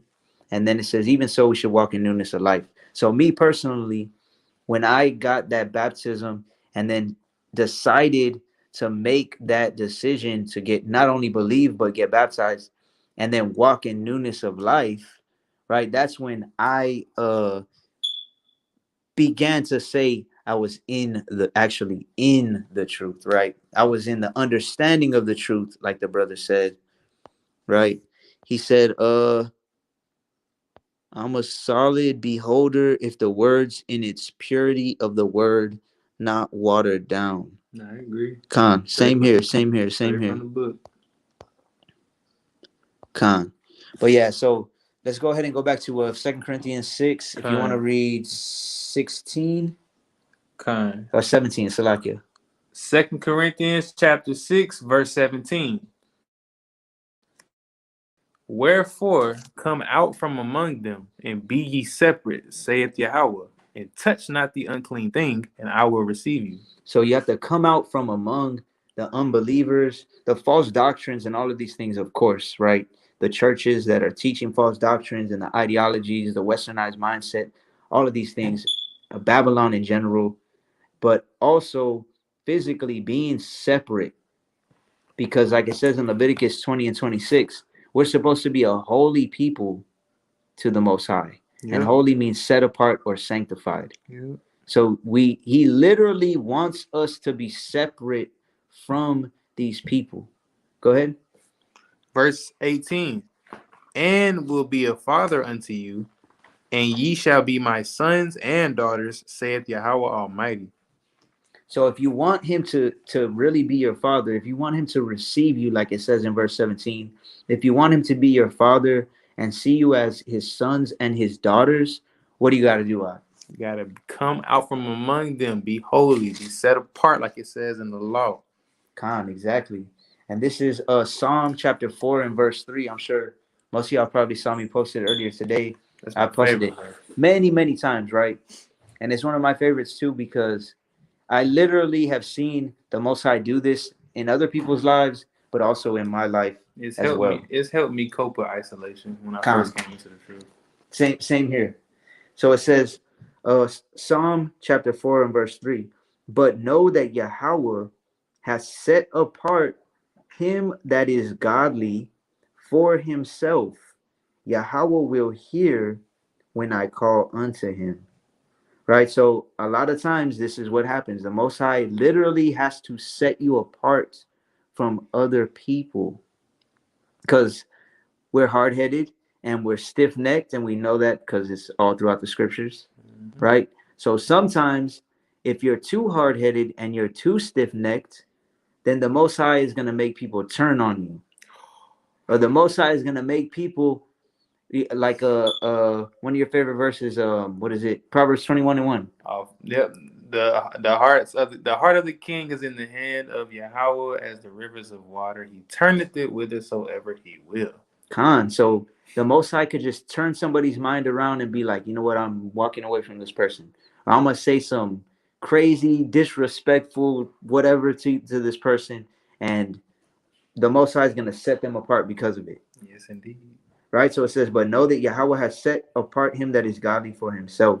A lot of times you start living more and more godly, and the Most High is gonna be like, all right, I'm gonna separate you since you're not doing it yourself. Yes, indeed. Right? And that's happened to me. I know that's happened to this brother. Yes, indeed. Yes, indeed. That's happened to a lot of us. So instead of, again, we've all been hard-headed and we've all been stiff-necked, But instead of waiting for that to happen, if you want to get Sirach 7:2 real quick, if you would just come out from among them, then you won't have to be forcefully set apart if you just depart from them. This is Sirach chapter 7, verse 2. Depart from the unjust, and iniquity shall turn away from thee. So if you depart from the unjust, when you're around those 999 types, right? Of course, you're not going to be around that many people at once, but that type of person who's not a real friend, who's not a real brother, a real sister, even in a courting situation, right? I tell people this all the time. For some reason, a lot of people think that courting, okay, because again, me and the brother talked about this. Bring it up. There's no courting in the Bible At all. it doesn't say, and thou shalt court for this long, whatever. No, but it does say you have to prove people. Yep. Just as the Most High proves us, we have to prove people, right?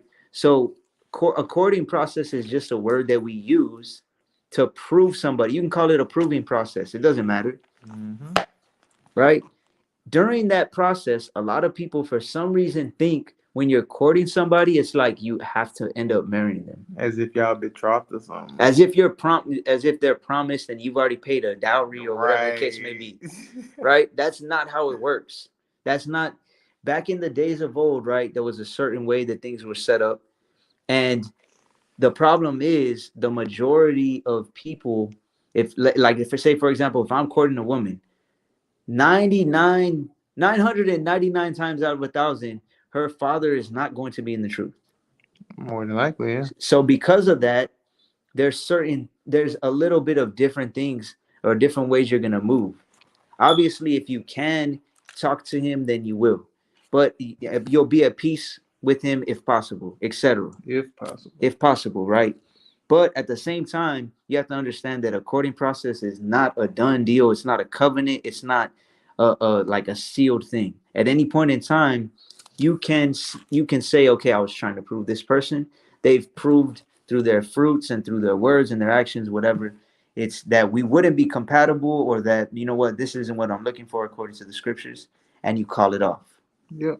Right? Because I've talked to a lot of sisters and even brothers where they're like, well, you know, in the courting phase, like, I had my doubts, this happened, this, and then they still go through with it, and it's like, well, you reap what you sow. That's tough. That's just like, you know the word and you intentionally go against it anyway. And many times it's because of what?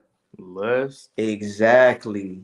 So if you want to get that in what is it, Tobit 8:7, I think. Beware of whoredom. Or no. No, I take that decision. Yeah, 8 and 7. Kind. So Sirach 7:2, it says, depart from the unjust, and iniquity shall turn away from you. Many times, the majority of the times, you fall back into sins that you've dealt with before because you're not departing from unjust people. Because when you depart from people that are wicked and that are not living according to the word, the majority of your temptation is going to turn away from you. Because that's how Satan comes to you most of the time, is through the people around you.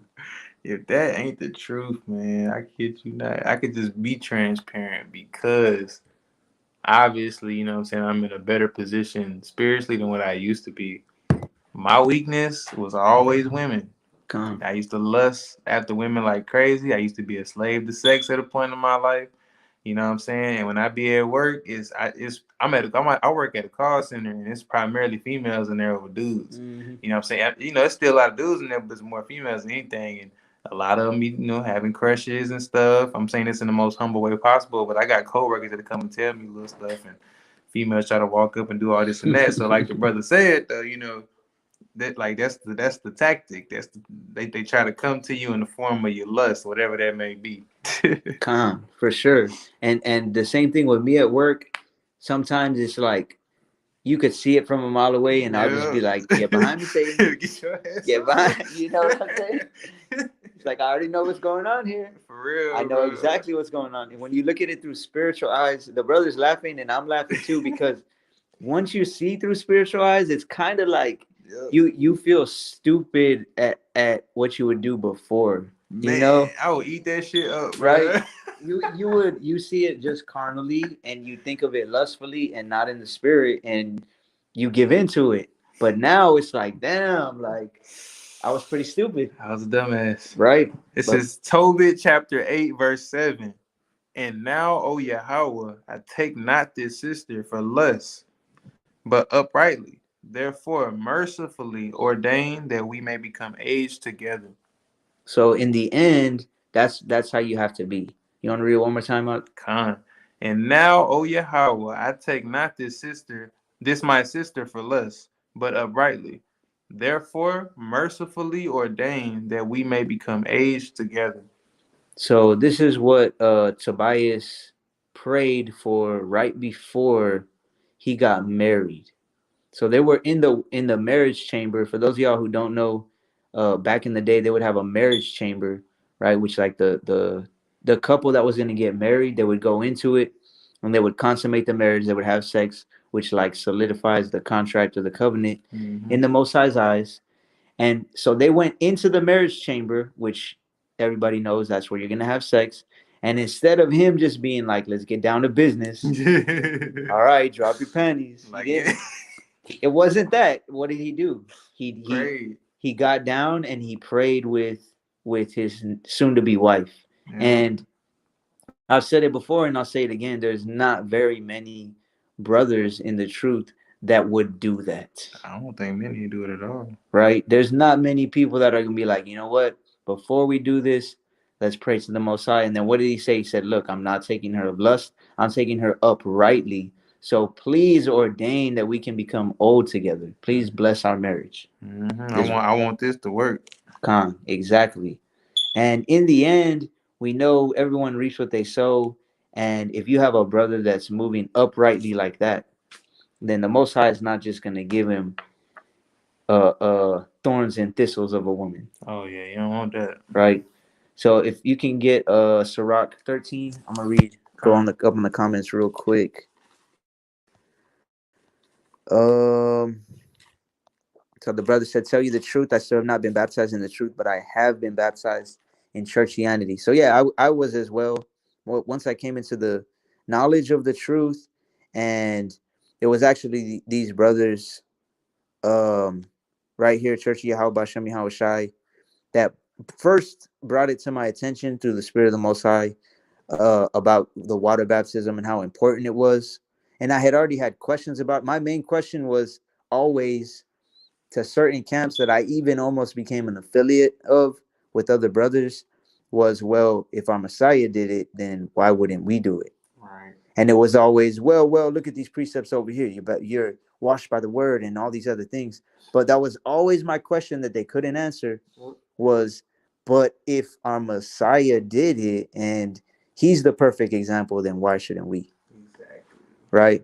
So yeah, like the brother said, if you reach out to him, I'm sure he can help you get it done. Or if you reach out to me and I could put you in contact with him, he's good at helping brothers get someone in their area. Breath of fresh air to know there's common ground of the same experience. Everybody goes through it. Everybody goes through the same thing. Second chance bindings might be like that and should.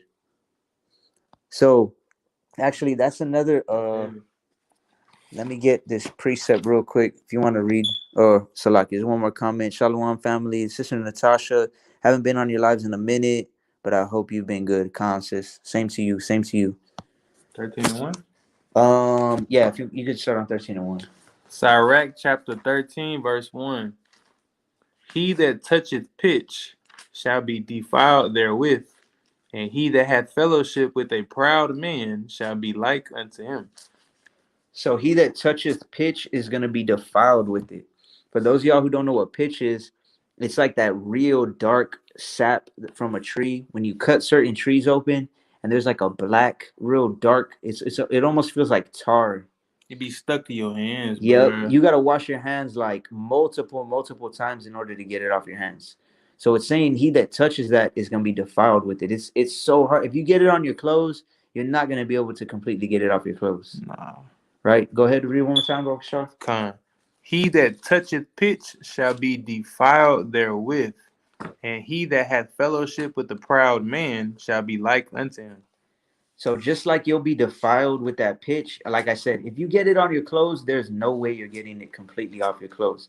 It says if you're fellowshipping with a prideful or a proud man, you're going to be like him. You're going to be defiled by him because every beast cleaves to their like, right? Like it says in Sirach 13, I believe it's like 15 through 17. It said every man loves his neighbor, and every beast is going to cleave to his like. Yeah, that's it. Right? So you're going to be like the people you're around.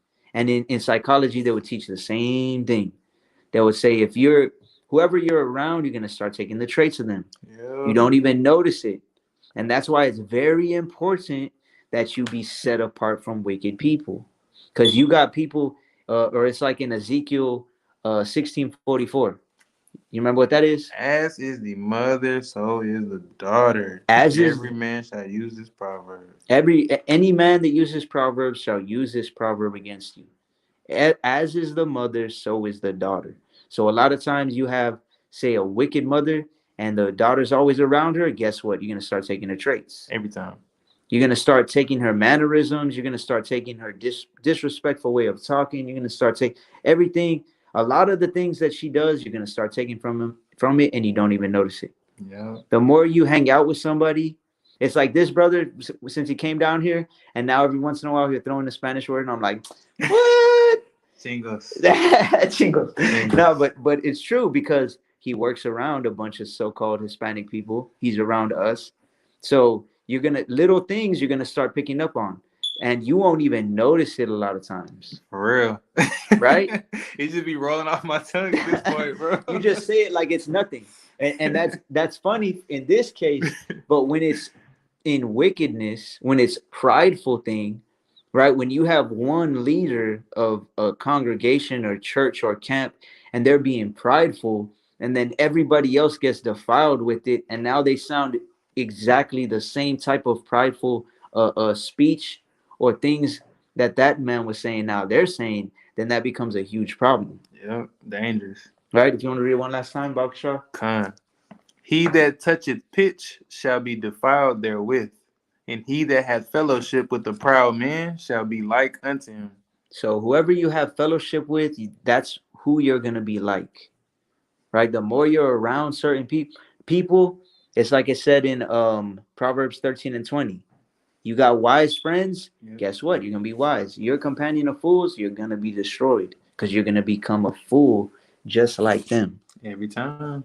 Right? Ain't no way around it. Ain't nobody that strong or none of that. If you put yourself in the position, if you stand in front of a snake close enough, he gonna bite the shit out you. Con. And who will pity a snake charmer? Nobody, especially not the Most High. Con. So if the Most High gives you the command, that's probably, I wouldn't say the most because I'm not 100% sure on it, but that's definitely one of the most repeated laws or commands or precepts when it comes to do something. When he says, be holy, be set apart. He says that so many times because we're supposed to be a set apart people. Keeping his commandments and be set apart the most I've seen for sure. Con. Shalom, Ak, shalom, shalom. Hope all is well with you and your household. Drea. So yeah, if let's put it this way. The more you hang around with people, just like they say in when I was studying psychology, they say if you hang around with four stupid friends, you're gonna be the fifth stupid one. Right? So it could go the other way as well. You hang out with four wise people, two wise people, that's the only people you hang around with, well then you're gonna start picking up on it. Mm-hmm.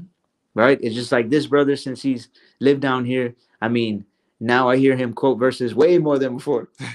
Right? It's like you could have quoted him before, but now he's like, oh yeah, like Proverbs 21:1, blah blah blah. Right? I kid you not, man. And I'm gonna say this. It's funny, but all praise to the Father through His Son, Yahushua. Man, it's crazy because just like the brother said, I quote him so much more now, and it's only because when I came down here, the way the brother would quote him, it was like, damn, I gotta get my game up. And then, it wasn't even one of them things where like, oh, I just need to know the precept. I started learning more as I started applying more. You know what I'm saying? But it's crazy because I mean even with that, you know what I'm saying, it's I almost lost my train of thought. Not only, has the Most High allowed me to quote him more, but it's more like damn, I lost my train of thought. The more you so from my experience, the more you start applying them, the more he's gonna allow you to. Yeah. Right? Because it's just like I remember that brother that I used to teach with and stuff, and he fell back into smoking and then all this other stuff. And one of his favorite verses to quote, he would all the time when we go out and preach, 1 Corinthians 3:16 and 17. And he would say, oh yeah, the Most High can destroy you, blah, blah, if you don't take care of your temple, right? Mm-hmm. And he would quote that over and over and over. And I remember somebody came and he was like, well, I've been smoking weed all my life and he hasn't destroyed me yet. And I remember this brother told him, he was like, yeah, but he doesn't have to destroy you like that. He was like, how's your memory? And he was like, oh, my memory's horrible. He's like, exactly. He destroyed your memory. That's just one thing. And then this brother fell back into smoking, and now he's out. He's completely out in the world. I remember what I was gonna say now. Go ahead. All praise to the Most High for this. And what I was gonna say is, it's crazy. Not only has the Most High allowed me to like quote them a lot more, but it's like that one verse where it says, "Let every man speak as the oracles of the Most High." Right? It's literally like almost every sentence that come out of my mouth when I'm talking to somebody is like a verse. Whether I quote the verse outright or I like if I say, "Oh, well, in the Bible it says this," or if I just speak it and it's the verse. You know what I'm saying? I be at work and people will talk to me and they'll say something and I come out just say a verse at them and they don't even know I'm speaking the word. And that's something that happens a lot with me too, to where the point to the point where you're just like, they don't even have to know that you're quoting the Bible, because if you come out it to somebody who's not a believer, they don't really even think about spiritual things. They don't. Right? You can't be like, yeah, well, in Sirach 7:2 it says, depart from the unjust and iniquity is going to turn away from you. Right? They don't want to hear it. But if you're like, yeah, well, I mean, you're gonna be like whoever you hang around. You're gonna reap what you sow. Right. And a lot of times they're gonna be like, that's true, man. You true about that, bro. You true about that. Just because you're not saying it came from the Bible. And that's why it said in Sirach, by speech wisdom is made known. I know it's in chapter 4 where it tells you don't withhold wisdom if you can give it, because by speech that's how your wisdom is known. But it's not even your wisdom, it's the Most High's. Con. And yeah, the brother posted, I'm going to read this one more time. 2 Corinthians 6:14. Be ye not unequally yoked together with unbelievers, for what fellowship hath righteousness with unrighteousness, and what communion hath light with darkness? Right? Just like Yahushua was set apart from the evil, and just like the Most High tells us to be set apart, we can't have communion. We can never be at peace with darkness. No matter how much you may think you love somebody or all these other things, your spirit will never be at peace trying to hang around wicked people if you're actually striving to live in the spirit of the Most High. Because that's just not how it works. It's just like Lot. It said Lot was vexed with the filthy conversations of the wicked. Dude. And that, I know we talked about that many times, right? My supervisor at work, she's a dyke, bro. And not even to mention, I got more females on my team. Wicked ass Jezebel females on my team than men. And not even real men.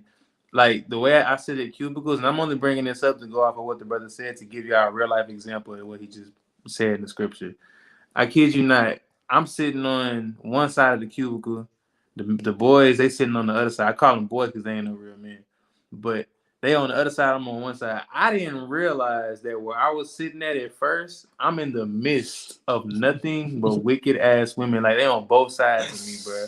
Cannot make this up. I think about the precept literally 2 days ago in Sirach where it says, sit not in the midst of women, for in the midst of women come much wickedness or much evil.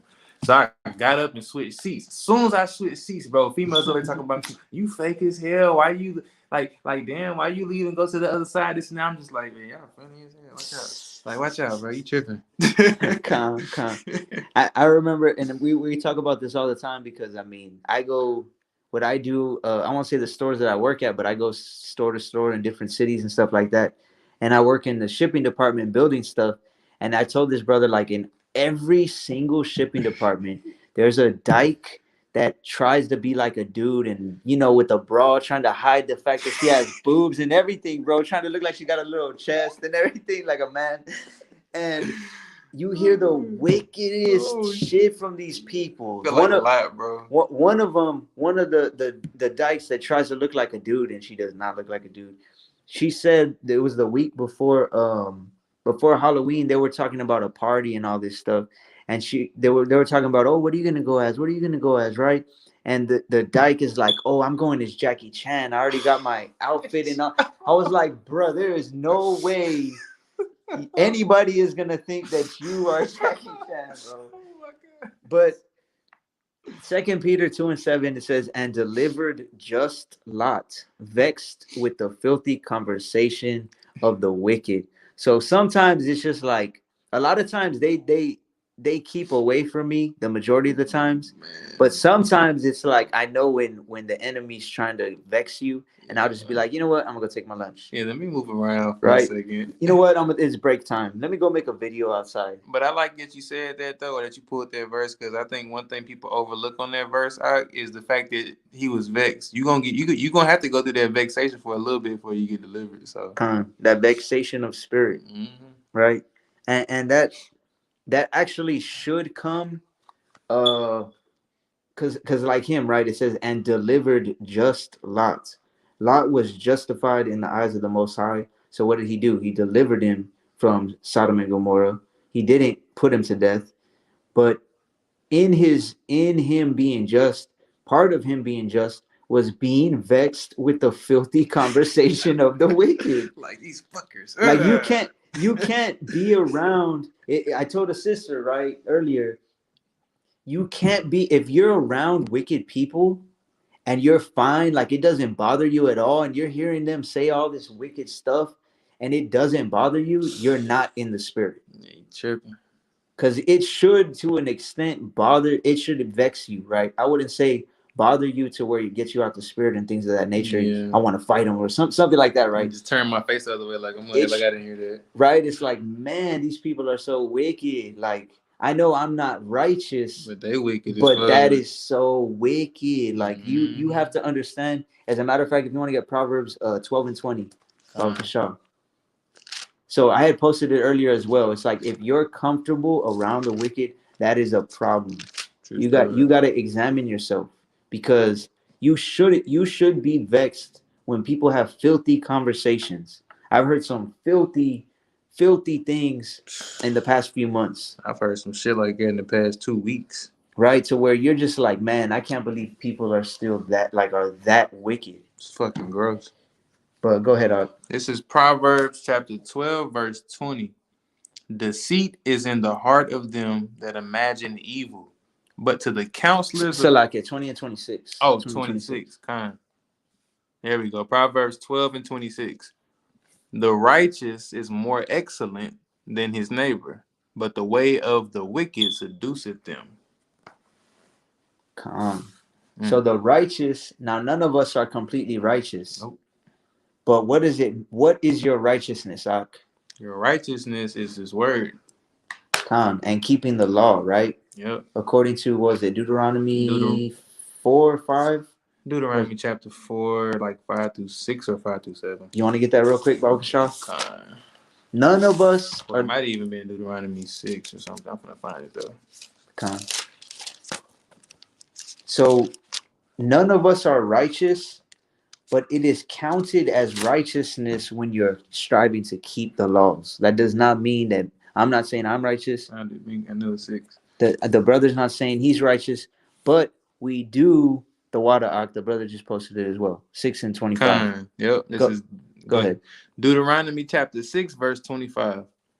And it shall be our righteousness if we observe to do all these commandments before Yahweh our God as he hath commanded us. So it is counted as righteousness when you keep the commandments that the Most High commands you to do.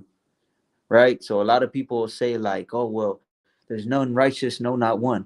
No, there is none righteous. All of our righteousness is as filthy rags. Yep. Yes, we agree with this. But it also says the righteous is more excellent than his neighbor. What does that mean? It means that when you're sincerely striving to keep the commandments in the right spirit, the Most High sees you as more excellent than someone who is not trying to keep the commandments. Can't be a fake person when walking with the Most High. Right? But then it says in Proverbs 12 and 26, but the way of the wicked seduceth them. So the way of the wicked is going to try to seduce you. So you have to do what this brother just said right here. The brother Armando, he said it's hard not to hear wicked people at work. Best thing to do is not have communion with them unless we are giving them Yahweh's word. Exactly. And I know sometimes people will try to talk to me or whatever, and I keep it Short. very short. And like now I got moved to more of like a supervisor type of position where I have to be training people and stuff like that. Anytime I talk to people, it's only about work. If they start talking about something else, like it doesn't pertain to work, right? I'm gonna end the conversation really quick. I hate when motherfuckers keep talking to me when I'm trying not to say nothing else, and then I don't want to be rude, but Hey, at the same time I'm trying to give you a sign like shut up. you Like, gotta depart from the unjust, dog. man, I'm right there in the cubicle. You just sitting there looking at me. I'm turning my head like, okay, all right, cool, okay, Calm, okay. calm. Act like you're answering your phone or something. What? Put the headphones Hey, back what's up? on. Hello. Thank you for calling this, man. Calm, calm. It's a battle every day. But that's the thing. You just can't be like the brother said. When wicked people are trying to talk to you and things of that nature, it's saying just don't have communion with them. Right? Sometimes I agree with you though. Like sometimes you don't want to be rude or nothing like that. Still got to give them some type of sign. Though. But sometimes it comes to the point where you're gonna have to be rude in speech, Yep. but not in knowledge. Yep, exactly. Right? And that's perfectly fine. I would rather be hated or disliked by everybody as long as the Most High, as long as you're good with the Most High. That's all that matters to me at the end of the day. Right? But going back to so one of 1,000 fake and real friends. There's a lot of people. If you want to get Proverbs 27 and 17, even though we quoted it, there's a lot of people that you can judge just based off of this one verse. Proverbs chapter 27, verse 17. Iron sharpeneth iron, so a man sharpeneth the countenance of his friend. So I've said it many times. I know people have posted it many times. This verse is a lot of people post it and talk about it and things of that nature. And you can't be sharp as iron if you're around a whole bunch of butter knife people. They're not sharpening the scriptures. They're not actually trying to apply the word. And another martial arts reference or comparison is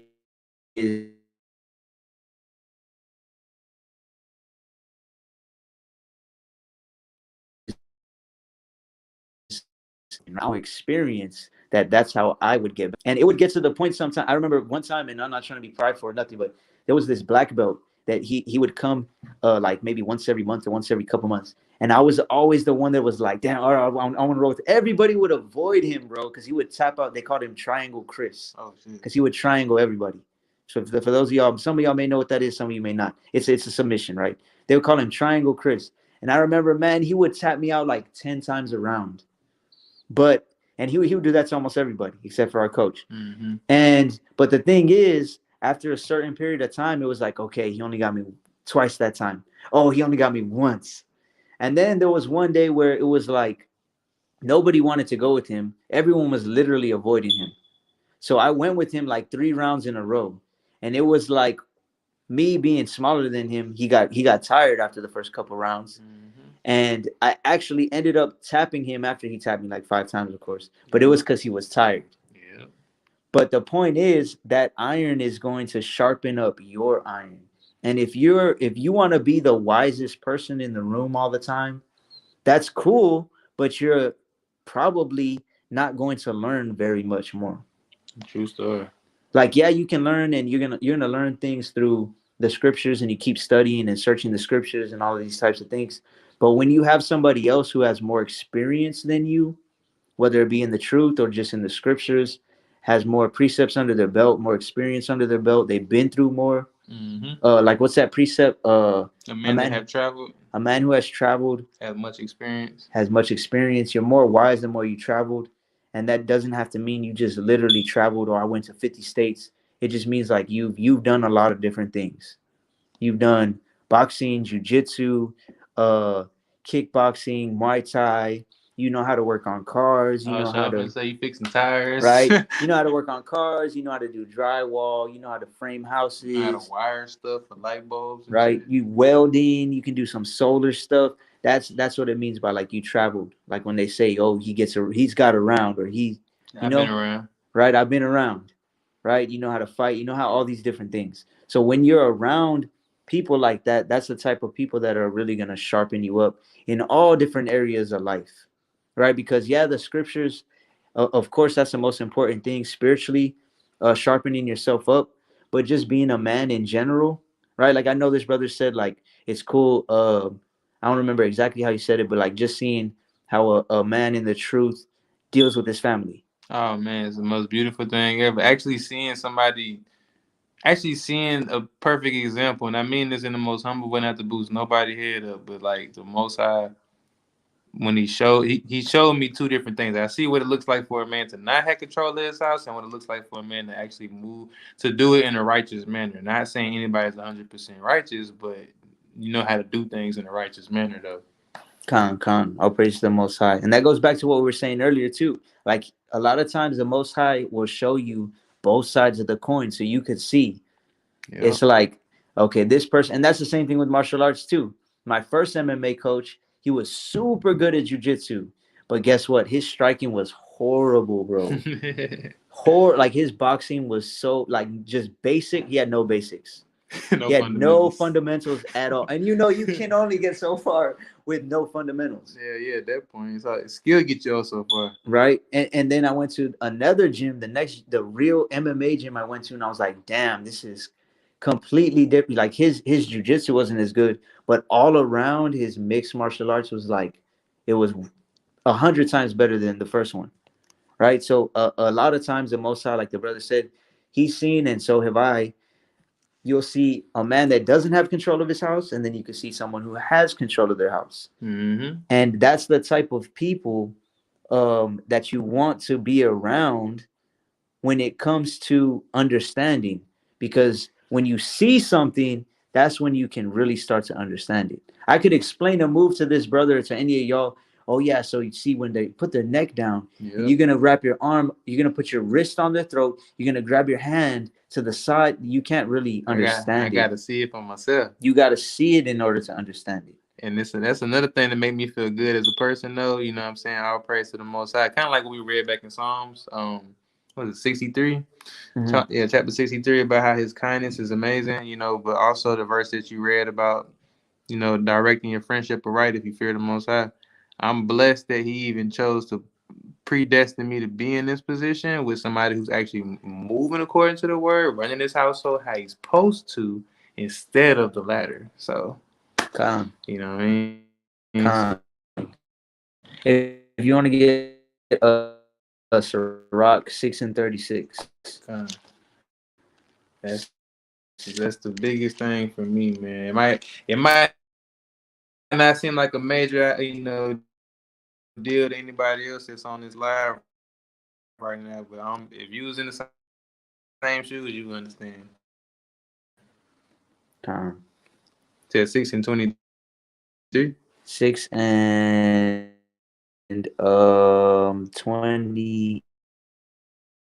36. Oh, 36. If you see somebody, a man of understanding, the first coach that I had that was a real MMA coach, I always wanted to be around him. Because at that point in time, MMA was my idol. It was my life. That was your God. That was my God. I would train 2 to 3 times every day, 7 days a week. Well, Sundays would maybe train once, but every other day was like 2 to 3 times a day, right? And I was always trying to be around my coach. If he was going somewhere, I was gonna go. If he's gonna go train in another gym, I'm gonna go train in another gym. If he was gonna train, he lived like off the beat or off of the bay. He would go running there, swimming, whatever. If he was gonna do it, then I was gonna try and go do it too. Why? Because he understood how MMA worked. So it's the same thing in the truth. When you see somebody that has understanding in the truth, you should want to be learning from them. Not but as long as it's not to the point where you're idolizing them, right? Because even me Yeah. being first in the truth, right? And I'm not saying nothing bad about this certain person, but the first person I started learning from was Priest Zabak from House of Israel, right? And again, not saying no disrespect towards him, but pretty much almost identical. And what he precepts, Guilty of it. no matter what, that's that. And without even knowing, a lot of people fall into idolatry in that way Yep. because you're letting another man be your god, basically. Anything they say goes. Mm-hmm. And there was even times where certain people, even one of the brothers that, like I said, isn't in the truth no more, he even questioned me one time, like, well, but he said this and there's these precepts that go against it. And then I would kind of get offended. You know what I mean? You kind of get offended, Like, like, what you bro, trying to say, like you, so bro? you think you're wiser than him? You know Oh, how long okay. he's been in this? You know what I mean? Okay, bet. And again, not saying nothing disrespectful to him, because he's definitely, I mean, I know he's been in the truth probably more than 25 years, right? Or teaching the truth more than 25 years. Wisdom is the gray hair. Calm, wisdom is a gray hair unto men. And but again, so I've fallen into that as well. But when you see a man of understanding, it says, get thee betimes unto him, and let your feet wear out the steps of his door. Like to the point, not to the point where they're like, man, get off my doorstep, but almost, Nah, to that oh, point. but to that, to an extent. And that's another thing, right? That I've told many brothers and sisters when they ask me for advice, right? And not that I'm telling them get away, right? But He a can lot use of me them, as an example if he wants to. nah, it's something different, right? Yeah. It's been to the point where I'm like, well, okay, so you got advice from somebody else, say an elder or whatever. I'll use one brother as an example without even saying his name or nothing. He was like, yeah, I got advice from these two brothers. One of them is the head of this camp, and this other one, he's been with this camp for this many years, whatever. And I took their advice and it didn't work out. And it was marriage advice. Mm-hmm. And I'm like, okay, are either one of those brothers married? No. No.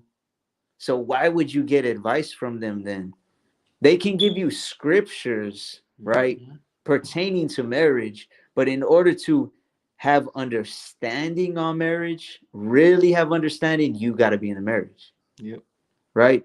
And that's why I would never go to using the brother on here, right? Barzayah Judah. I would never be like, hey brother, y'all's camp this and that, y'all need to run it like this. I would never even think of saying that something like that because I'm not a part of a camp like that, right?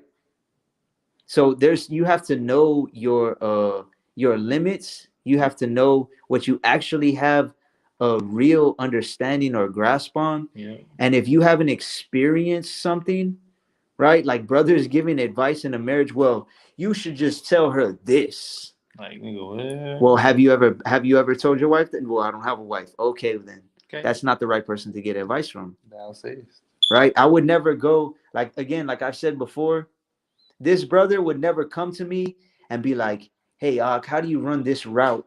Or how do you defend in football, right? Because he played a little bit of college football. He's never going to come to me for that. I'm not gonna. I could probably pretend I know something about it, but he's gonna call me on my bullshit real quick, right? Vice versa for fighting. And by He ain't finna come ask me all that. exactly. So we're all a part of the body, right? But we're all different members of the body. So there might be this brother Barzayah Judah. He may be better he may be better. And just giving an example, right? Let's say he knows more Hebrew than me. So I'm not going to be trying to teach him all this Hebrew when he's been studying it for years. Then this brother, y'all may know how to break down more prophecies than me, right? Or I've been married for 5 years, I guess you say legally, but me and my rib been together almost 10 years. Then they come to me for advice on that. We all have to know what member of the body we are, right? The eye is not going to go to the mouth and say, "How do you run?" If that makes sense. That's part of examining yourself too. Most definitely. Um, the brother said, we for sure don't have hella examples out here. I feel what you're saying, I'm glad somebody understands. Exactly. And that's fine because guess what? Again, we're all part of the body and we should all strive to be, again, going back to that scripture, be not many masters, right? Because you'll have the greater condemnation.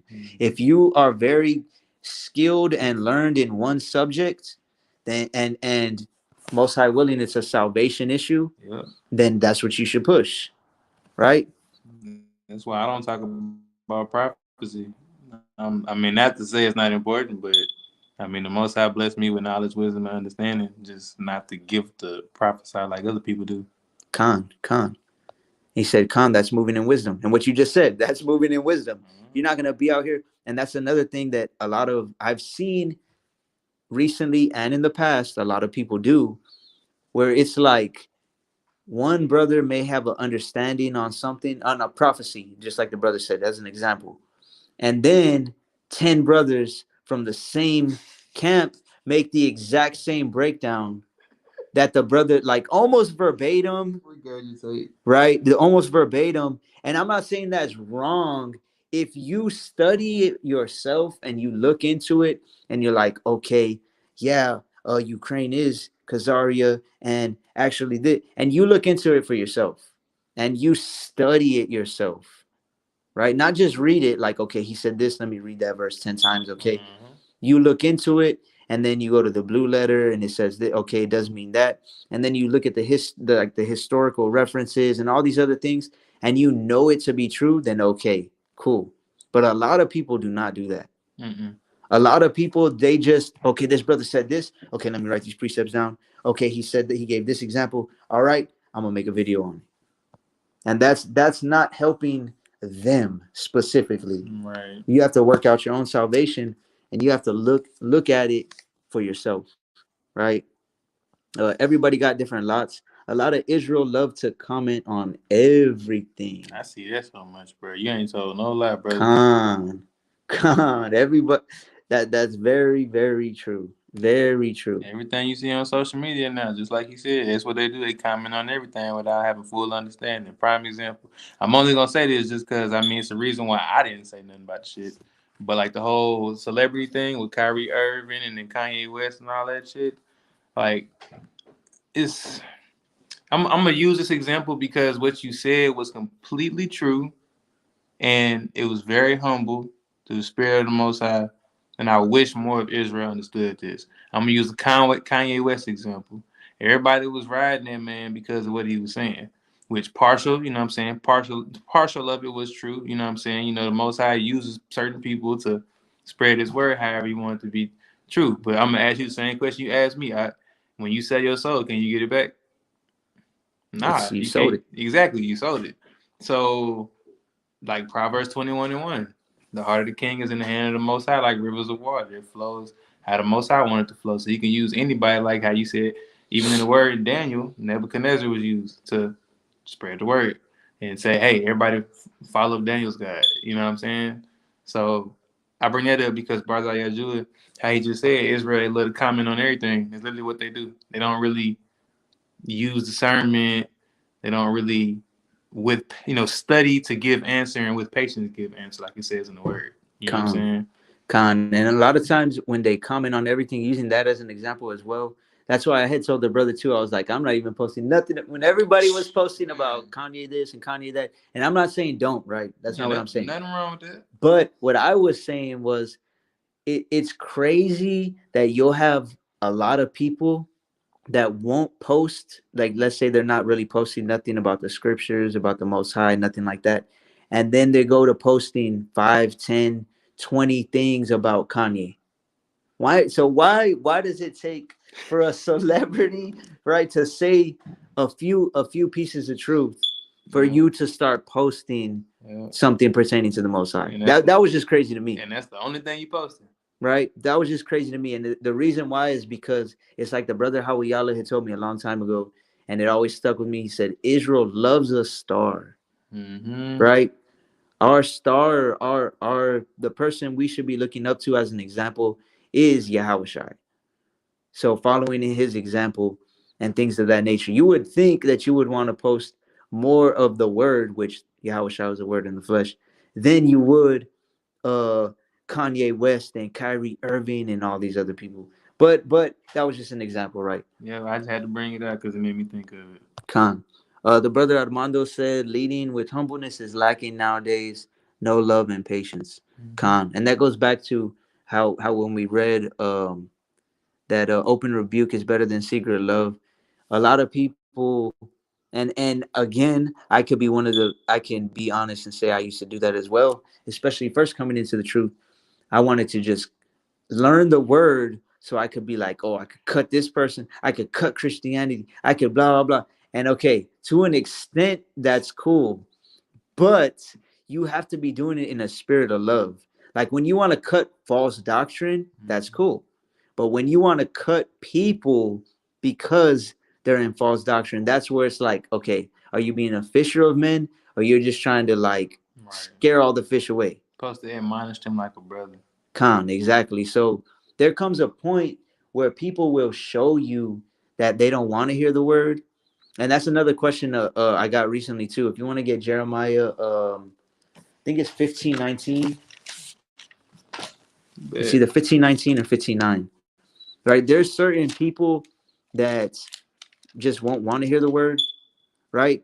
And you show as much love and patience as you can, but it's like it says in Titus. It says a man that's a heretic after the second admonition rejects. Yeah, I actually precepted with that. Okay, con, Titus 3:10. con. But then you also have to keep this in mind, real quick. Go ahead. This is Jeremiah chapter 15, verse 19. Therefore, thus saith Yahweh, if thou return, then will I bring thee again, and thou shalt stand before me. And if thou take forth the precious from the vial, thou shalt be as my mouth. Let them return unto thee, but return not thou unto them. So if you return to the Most High, He'll receive you and He'll accept you if you do what? Take forth what? He said, take forth the precious from the vial. You have to take forth the precious from the vile, from the disgusting. You got to take forth the holy, be set apart from the vile and the things that He doesn't like. Again, being set apart, right? So you got to set yourself apart from wicked people that maybe you showed love to them, maybe you had patience with them, but they showed you through their fruits, Mm-hmm. through their actions, that they're not going to follow the word. So now, what are you supposed to do after you set yourself apart? You want to read that last part? Let them return unto thee, but return not thou unto them. Let them return to you, but don't return to them. Right? You're not gonna, if you go, let's say you're smoking weed with somebody all the time, and then you're in the truth, you tell them about it, and they're, nah, man, I'm not gonna stop smoking weed, whatever. All right, I'm gonna be set apart. You're not gonna keep returning to them. Oh, you're smoking weed. What's up, man? The word, this and this and that and the other. You already told them 1, 2, 3, 5 times. They see all your posts, they ignore them, right? And then they hit you up. Hey, you want to come work at this dispensary I'm managing? Buddy. Right? You let them return to you, if anything. If somebody, and I've said this many times to different people too, there were that a few couple different people I could think of that have asked me, so what if this brother or that sister, they come and start asking about the scriptures even though they turned it away, blah blah blah. Well, okay, of course, I'm gonna try to be a fisher of men. But until then, I my hands are already clean, right? Once you warn them, you wash that blood off your hands. If they keep going that way, that's on them, Yes, sir. right? That's on them, buddy. Um. So the brother posted. You want to read that real quick? Con. Proverbs chapter 17, verse 27. He that hath knowledge spareth his words, and a man of understanding is of an excellent spirit. Good Con. precept. When you have understanding, you're going to have an excellent spirit. And you don't feel the need to talk all the time as well. It's like we said about using fighting as an example. I'm not going to go walking around, oh, yeah, I did MMA for 12 years and I could kick your ass and blah. You don't need to do that, right? Go ahead. Verse 28. Even a fool, when he holdeth his peace, is counted wise, and he that shutteth his lips is esteemed a man of understanding. Calm. You could be the stupidest person in the room, but nobody's going to know it if you keep your mouth shut. For real. Right? How is anybody going to know you're stupid if you're just quiet the whole time? Shame coming from the lips. Khan. Karnak, idolatry, they value status. Khan. And again, to be perfectly honest, I was one of those brothers when I first learned of the truth. Me too. You valued status. Everybody wants to be that brother, that the best teacher, the one people look up to. The one that get thousands of people on the lives every time they go live. The one that cuts up all the heathens. Feeling like killing 9 Edomites at a time with the anger of a slave. Khan. And the brother Jomar talked to me the last couple of times I talked to him. He's brought that up, and he's like, "Man, it's crazy, bro. That's what happens when you learn. You don't read the Bible for yourself, and you just learn from YouTube." Wait until I bought my Bible till I got pulled from it, man. Right. Most High delivered me from it when I took my own initiative to buy my own book. Khan. The brother Armando said, "All praise to the Most High Yahweh. There is humbleness in this channel. Continue to persevere in the love and patience from the Most High as you receive His wisdom, knowledge, and understanding." Khan. All praise to the Most High. Call Allah Yahweh by Hashem Yahushua. And that's why Proverbs chapter 2 and verse 6 is one of my favorite verses. And it says, "For Yahweh giveth wisdom. Out of his mouth cometh knowledge and understanding." So the Most High give any, like I say all the time, any dispensation or lot of wisdom we have, it all comes from the Most High. So all praises to him. And I guess we'll go ahead and close it out with that. Tomorrow, for those of y'all who observe Shabbat, we'll most likely do another live tomorrow. I'll go ahead and post it up on my Instagram channel or on my Instagram page for anyone who tunes in. Yahweh Shem Yahweh Shai Barakatah, Armando, Barzayah Judah, brother Malachi, sister Natasha, the brother Drea, Church Yahweh Shem Yahweh Shai, everybody who was on here earlier and anybody else who's going to watch it later. Most High willing, he keeps you under his wing, right? Protected not only from physical harm, but also from spiritual. And don't be pulled away from the simplicity that's in Yahweh Shem Yahweh Shai, right? Khan. All praise to the Most High. Khan. Yahweh Shem Yahweh Shai Barakatah, brother Armando, brother Barzayah Judah. Peace and blessings to y'all and y'all's households and to everybody who's on here. Stay in humility, stay in the truth, stay in your Bible, and keep moving in the spirit. Continue to endure, like the brother said. Continue to endure. So with that, call halal Yahweh Hashem Yahweh Shai. Y'all stay in the spirit till the next time. Yes, indeed. Shalom.